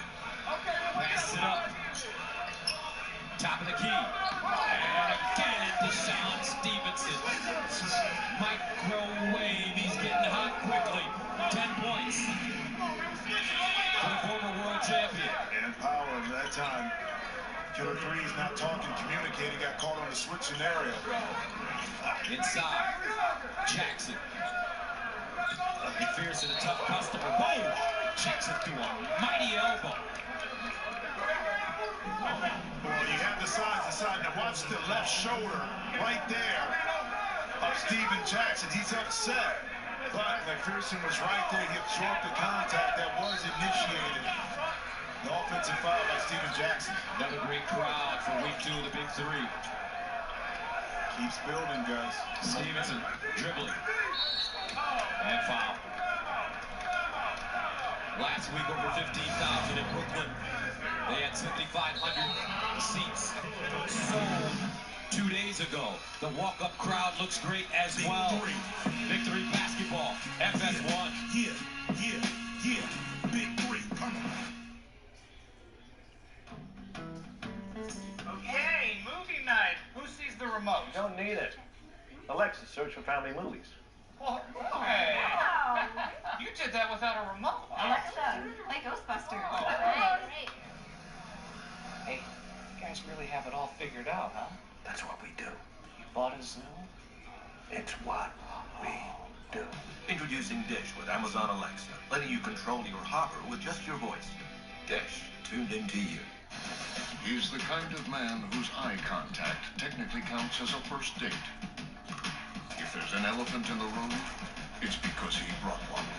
He is the most interesting man in the world. Stay thirsty, mis amigos. July at Burger King means classic grilled dogs are only 79 cents. That's right. A classic grilled dog made with 100% flame grilled beef is now just 79 cents. This summer deal won't last forever. Get a classic grilled dog, now just 79 cents. This July, only at Burger King. The crack of the bat, the pop of the glove. Saturday, it's MLB on Fox. The Pirates power hitters McCutchen and Bell. The net was gone! Square off against the skilled gloves of the Chicago Cubs, Bryant and Rizzo. Then at 10 Eastern, only on FS1, the Reds take on the Diamondbacks. Summer's here and the boys are in full swing. Major League Baseball, Saturday at 7 Eastern on Fox. Then at 10 Eastern on FS1.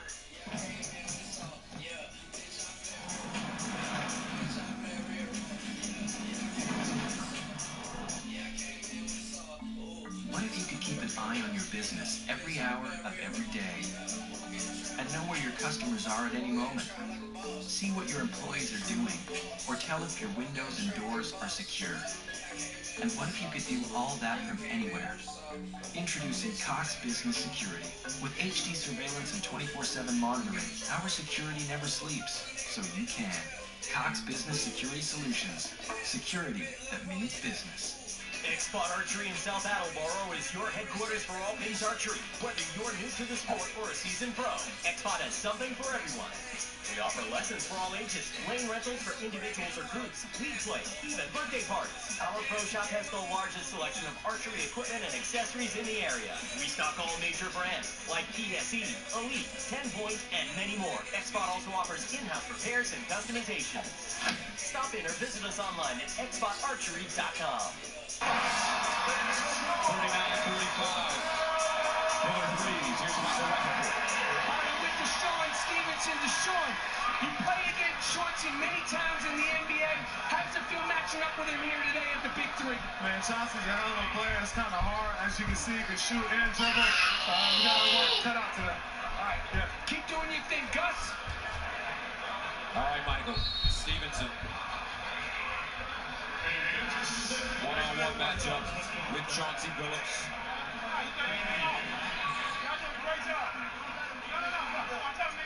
39-35. First team to 50 wins. You have to win by 2. Stevenson at the free throw line.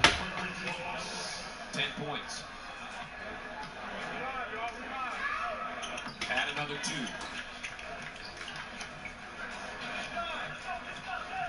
Two-point lead for the Killer Threes, who cannot afford to start this league 0-2. Jackson and foul. And that's a play right there that Chauncey put in yesterday. Kind of a quick pick and roll, but it's a slip opportunity to get inside. You're talking about a player coming in, having an impact immediately. You see it paying off right there with that play that was drawn up by Chauncey Billups.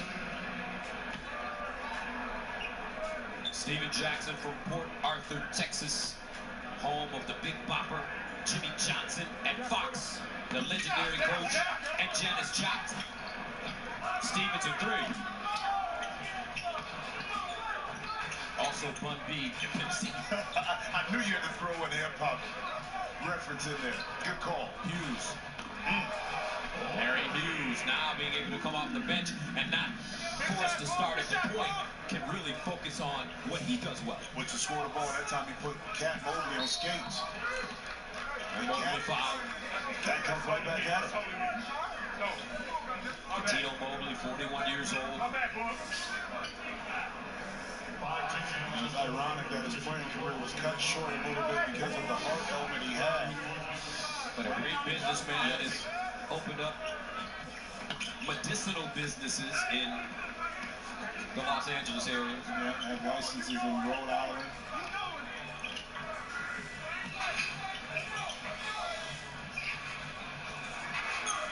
Billups at that 4-point line, he's hit 2. Hughes now off the dribble on Stevenson. High finger roll, no. Didn't hit the rim. McPherson right there. Look at it get up and flush it down. Paul McPherson, 6'4". 8 points off the bench. 41 up. Jackson posting up Mobley. Tough guard. Jackson inside and a foul.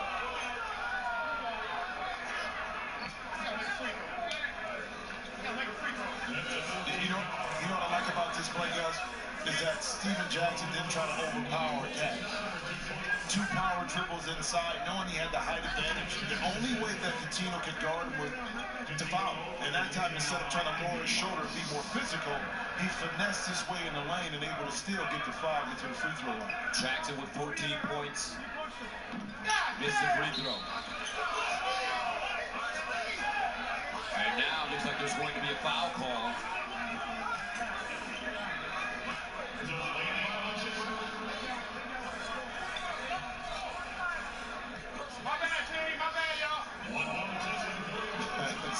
So I believe it's a lane violation. Or is it?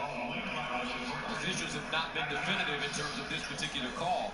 But Power will get the ball. So it must have been a lane violation on Killer Threes if Power got the ball. Mobley off the dribble this time. To the basket and one. And how smart was that, Gus? All the players on the left side of the court, Coutinho smartly bridged through. Baseline is wide open. No help to be seen in sight. Now he's able to get in 14 points, and right now this is where Coutinho really loves to step up in big situations late in the game.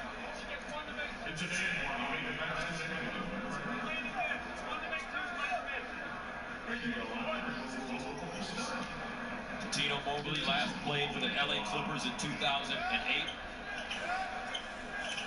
Suffered that heart condition, was forced to retire.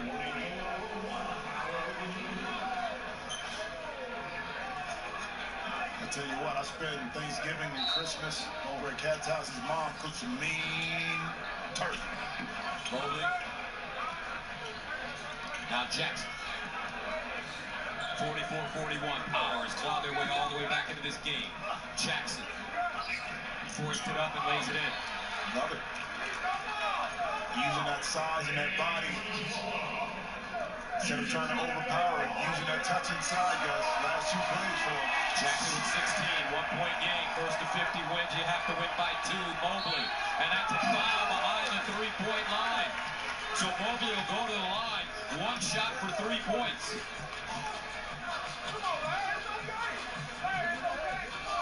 What we always say, Gus, don't bail out a jump shooter. This time, Larry Hughes a little bit too close. Clyde Drexler. Yeah, it's 3.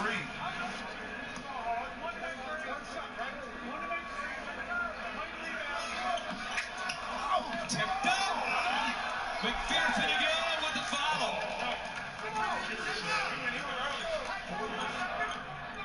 The Killer Threes not boxing out. That time, Steven Jackson, for granted his size over McPherson. And Jackson fouled by McPherson.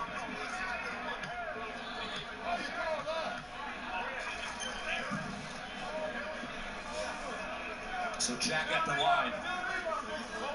46-43 for both teams. Power would love nothing more than to start this season 2-0.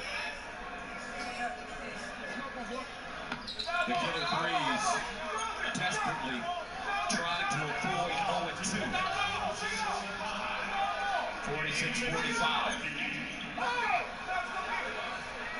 Power over the limit. Killer Threes get possession. Jackson has 18 points. Mobley guarding, spins on it to the hole. Oh, he missed it. Too strong. McPherson. Mobley quickly down the lane, and he's fouled.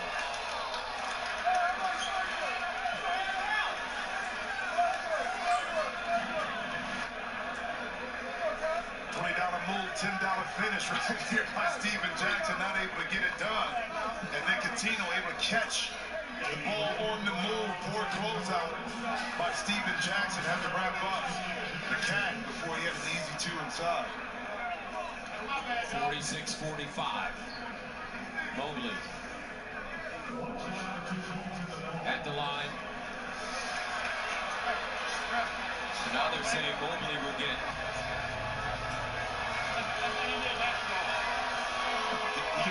at the free throw line. 2 shots for 4 points. So this free throw is for the win.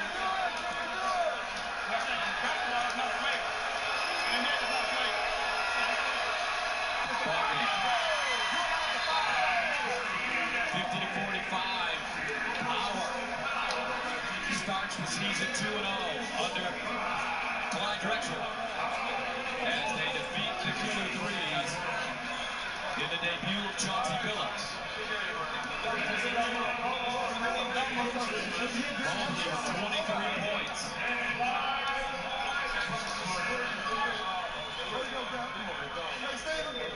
Cuttino Mobley leading the way for Power. Here's Michael Rappaport. All right, I'm with Cuttino Mobley. Cat is what they call him. They're also calling him the Silver Fox. You've seen it all. You've done it all. Have you ever won a basketball game on a flagrant free throw, Cuttino? Maybe once or twice. How you feel out there? How do you feel about the competition there? How do you feel seeing Chauncey Billups back on the floor? Listen, man, I'm just happy to see all my guys here. Chauncey looks amazing. Stack Jackson looks amazing. Guys look really good, man. It's just, and we just getting our legs underneath us. It's going to be a great league. Watch out for Big Three. Great game, Cuttino. Gus? All right, thank you very much. Coming up next, Brian Scalabrine leads the Ball Hogs against Monty Wells at Tri-State. We'll return to the Spectrum Center right after this. You're watching the Big Three, exclusively on FS1. Yeah. Space. For Travis Brown, it's everything. More space means more time for increased momentum, resulting in a greater impact. For Alexei Olenek, less space produces constriction, eliminating air, equaling submission. Brown. Olenek. UFC 213 prelim. Saturday 7 Eastern on FS1. Okay, it's time to pick a used car. I really don't want to get ripped off. Carfax can help. Search millions of used cars and find a great deal at Carfax.com. Yeah, show me the Carfax. Only Carfax gives you the most accurate price based on a car's history. Wow, look at all the great deals. Oh, you're welcome. Show me the Carfax. Start your used car search and get free Carfax reports at the all-new Carfax.com. The average family's below average deck. It splintered 11 paws, triggered an award-winning sigh, and inspired one incredible makeover. Just clean, conceal, cover. Since then, it's hosted one dance party, staged 4 sold-out shows, and sparked deck-over do-overs for days. It's your made-to-last deck, one great leap for bare feet. Behr Deckover, available in 3 finishes. Right now, get incredible savings on Behr's top-rated paints and stains, only at Home Depot.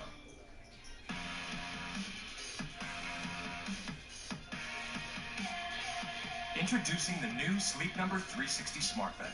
The only bed smart enough to change sleep as we know it. It senses your every move and automatically adjusts on both sides to keep you comfortable. And snoring? Does your bed do that? Right now, save on Sleep Number 360 Smart Beds. Plus, it's the lowest prices of the season with savings of $500 on our most popular P5 bed. And Sunday. So this happened. Zoe brought over some lime margaritas to Ava's rooftop, and that's when we knew it was going to be one of those nights. That's Elise busting out her dance move from summer of '08. Looks like we're staying here tonight. Lime margarita. Make it a margarita moment. It's Domino's. I have to go.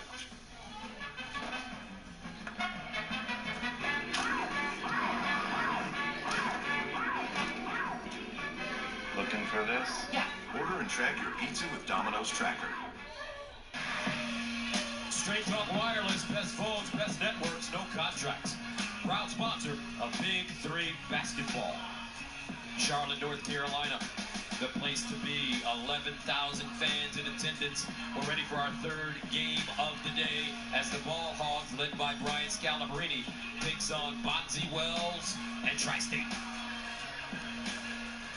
Our lineups are brought to you by Degree. It won't let you down. We'll start with the Ball Hogs, the captain, Brian Scalabrine, Josh Childress, the co-captain, the former Stanford star, Byers, McGuire, and Rasul Butler, who is in tremendous shape. The great Rick Barry is their coach. Meanwhile, for Tri-State, Bonzi Wells with Lou Amundsen, Xavier Silas, Lee Nayland, Mike James, the Amityville Horror, and the great Doctor is their head coach.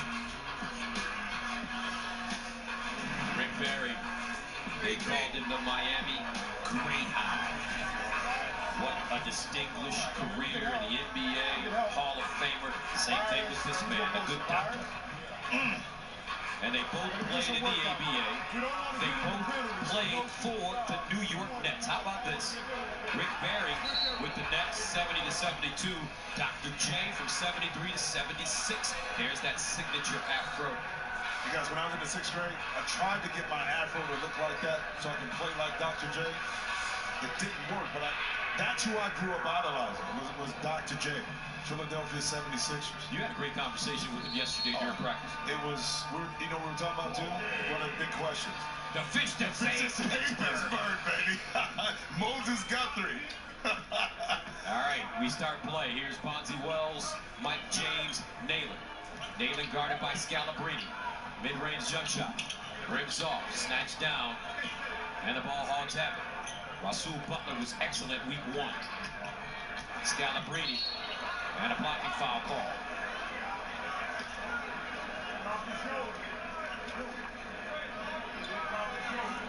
Ball hogs lost to Threes Company in Brooklyn 61-51 last week in their opener.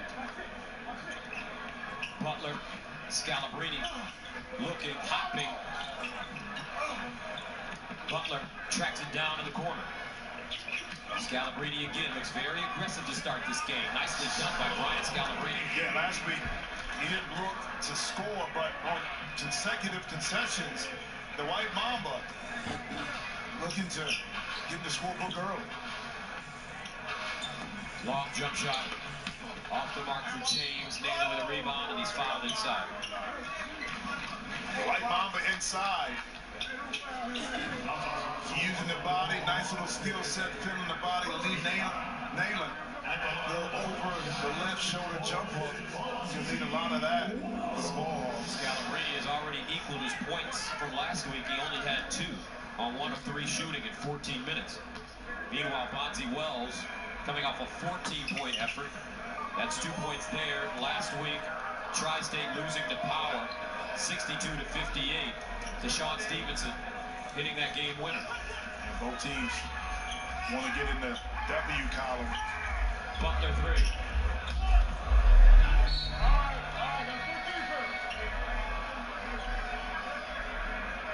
Dr. J. Mike James drives this time, gets to the hole and lays it in. Beautiful use of the pump fake that time. Derek Byers standing straight up on defense. Easy drive from Mike James. First team to 25 will signal halftime. Byers on the baseline. Scalabrine fighting for it. Scooped up by Bonzi Wells. He'll feed the post. Nalen facing on Scalabrine. 9 to shoot. Drives baseline. Underneath, gets his own board and puts it in. Initial defense was good by Scalabrine, but Lee Nalen able to stay with it. Give it easy too. Rasul Butler. And poked away. Butler had 22 points against Threes Company on 7 of 26 shooting. 6 of 18 from the 3-point line. Butler driving down the lane this time. Stripped by James. Picked up Byers. Shot clock violation.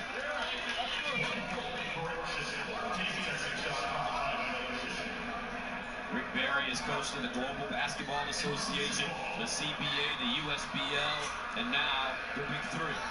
Also a broadcast I saw in the Boston Lakers series where he was interviewing guys back in the day. Bonzi Wells.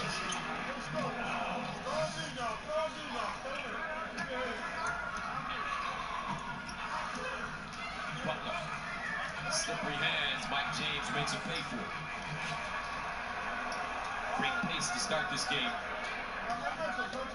Now Byers driving and fouled by James. And you see the difference, guys, with the ball hogs. Because you don't have the prototypical point guard, the offense is not working fluidly. So advantage to Tri-State because of Mike James able to make some decisions. Byers baseline, Butler open. And hits. Rasul Butler, last played for the Spurs during the 15-16 campaign.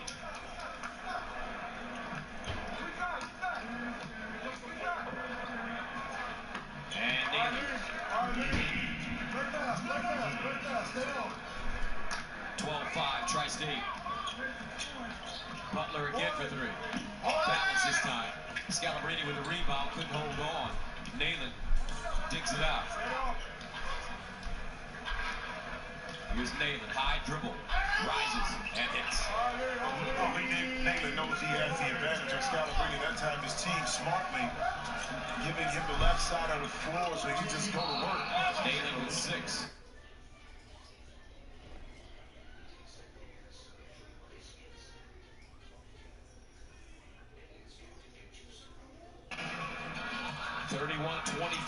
Byers stripped.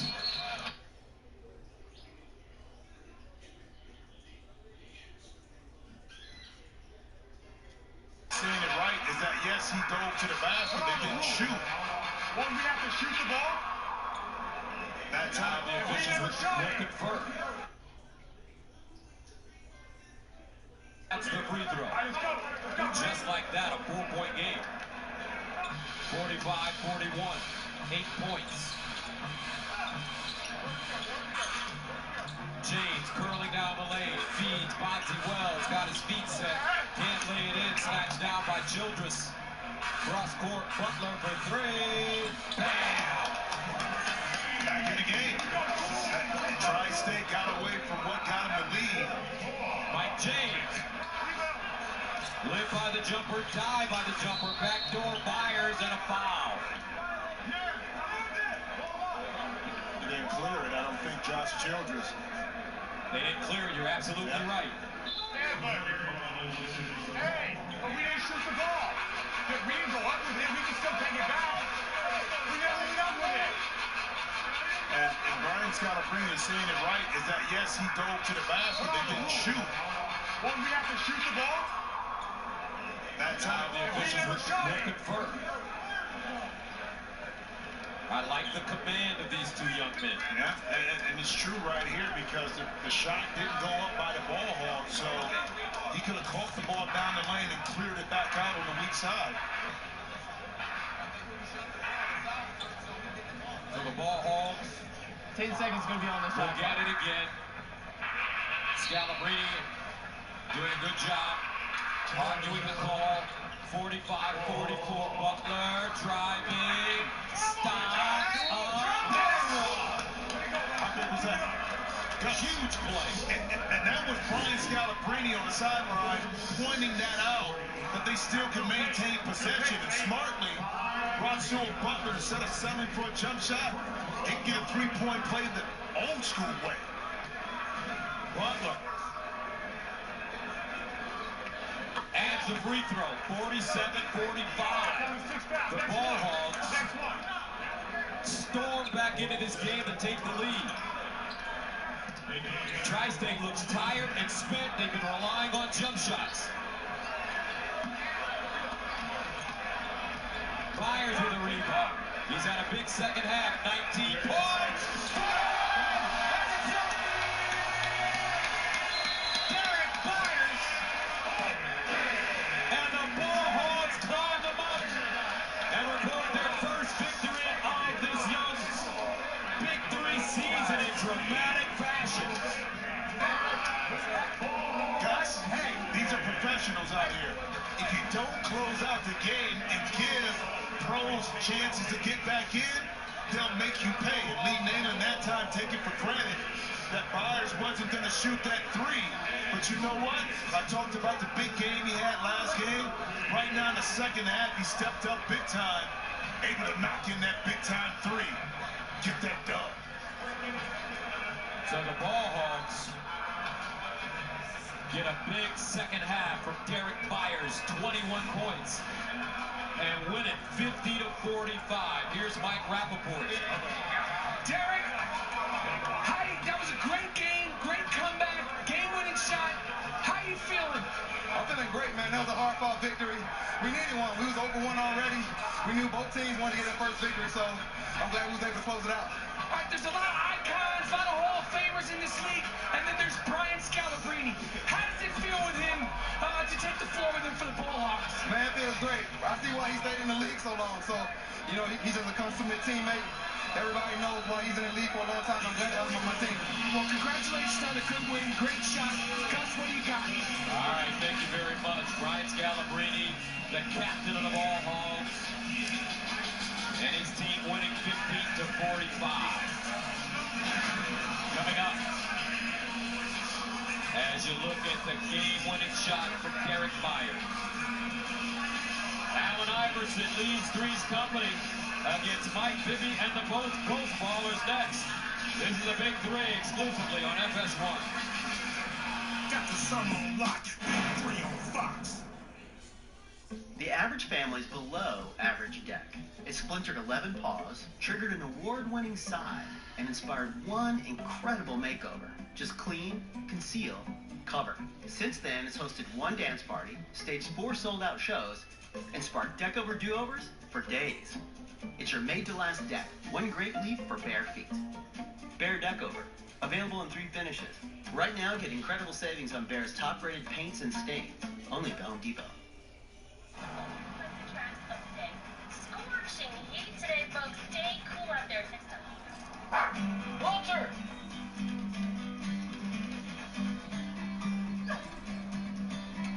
Stop suffering with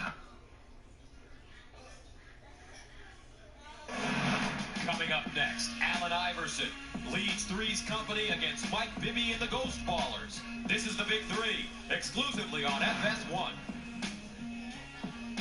It's time for some straight talk. If you love your phone, but hate your bill, do something.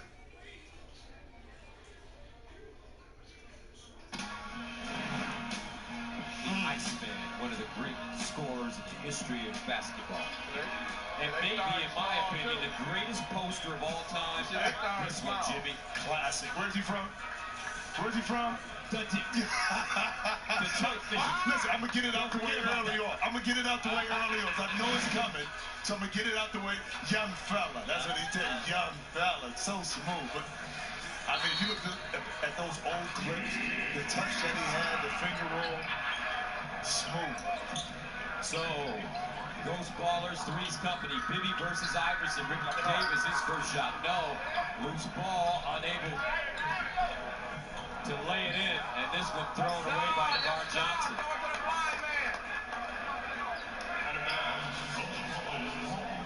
So Ricky Davis, Ivan Johnson, Mike Bibby on the court with a Ghost Ball. Bibby, pick and roll. Ivan Johnson spinning inside. Bibby. And Mike Bibby.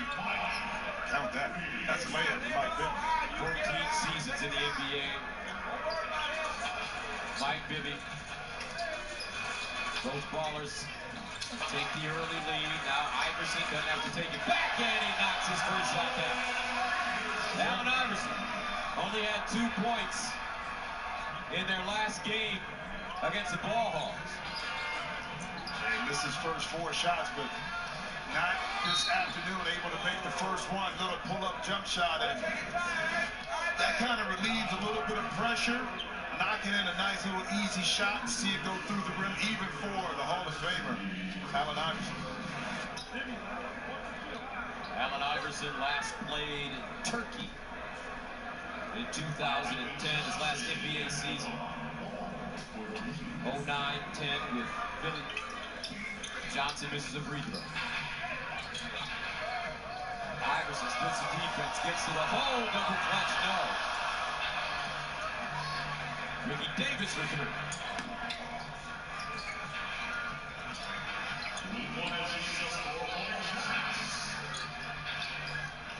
DeMar Johnson. Inside. Nice pivot. Beautiful layup by Owens. Andre Owens. Had 15 rebounds last game. I mean, the 20 points, yes, but the 15 rebounds we see right here attacking the glass.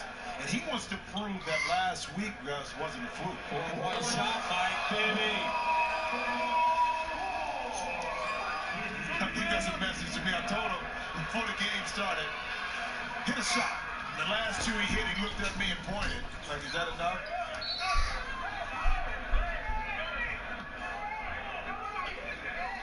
Mike Bibby, the son of former NBA and UCLA player and UCLA head basketball coach Henry Bibby, Andre Owens. I tell you what, these guys better watch out. Andre Owens has NBA legs. Well, and the thing is, he has a lot to prove because a lot of these former pros have accolades. He really doesn't. So for him, this is a way to say, listen, I can play with anybody. Meanwhile, Ivan Johnson, Owens telling me that after the first week, he actually got some calls from NBA teams. His agent did. 8 to shoot. Owens. Quick step. Block. Gus, I kind of like you in your younger days. A little hesitation move up top, freeze the big man, and able to get by. But Andre Owens knows that he has the advantage right here. Freeze him, get by, the help is late, get it into the line. Andre Owens, the second overall pick in the Big 3 draft. Originally, he played at the University of Indiana before transferring to the University of Houston. Inside, Johnson. And an easy layup. Yeah, DeMar is just a little too thin to keep Johnson outside the lane. Excuse me, Indiana University, not the University of Indiana. Johnson dropped.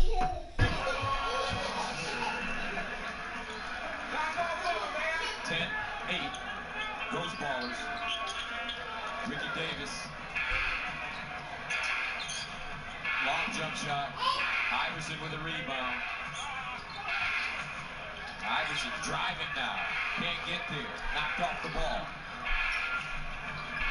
Davis, 16-footer. Count it. Is it me or does Ricky Davis look like he can play right now? He looks like he can play right now. Owens. Blows right by Ricky Davis. Tell you what, Andre Owens, if he keeps playing the way he's been playing, I know it's early in this league, he's going to open up a lot of eyes. He has 6 points already.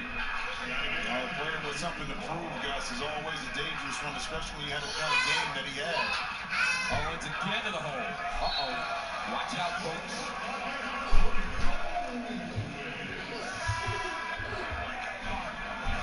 The ability to take it off the bounce. His jump shot, Gus, from deep range opens up the driving lane, and smartly enough, he's not settling for shooting jump shots. He's going to force the defense of the Ghost to guard him, and then he's going to loosen him up, touch him up a little bit with his jump shot. So Owens with 7 of 21 from the field in game 1 against the Ball Hawks. He had 15 rebounds, adds the free throw. And the Ghost Ballers have their hands full with that young man. 13 to 12 is 36. Bibby. Baseline. Bo Evans. Ruben Patterson in now. Owens. They're just letting him play for 3. First to 25 will signal halftime. Evans. Pulling his way to the basket and foul. You notice something, Gus, that whoever DeMar Johnson is guarding, especially on the post, they're going at him. They know that he may have size advantage with the length, but he's so thin that the guys are able to try to overpower him inside. Well, Evans at the line. He's not thin, Jimmy.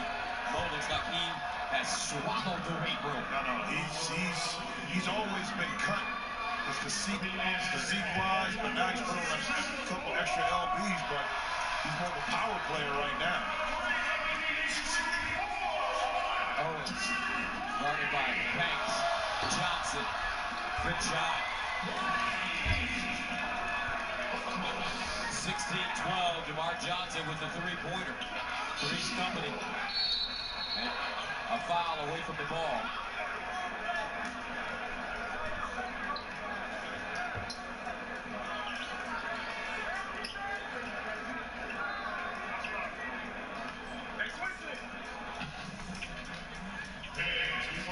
Bibby for 4 from Curry and again.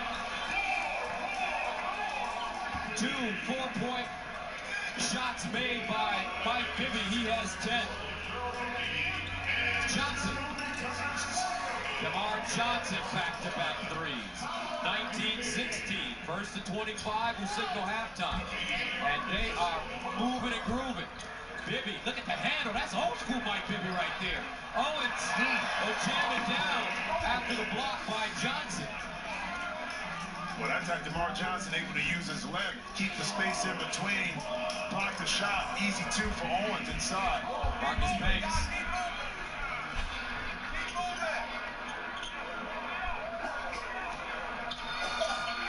Banks. Bibby again.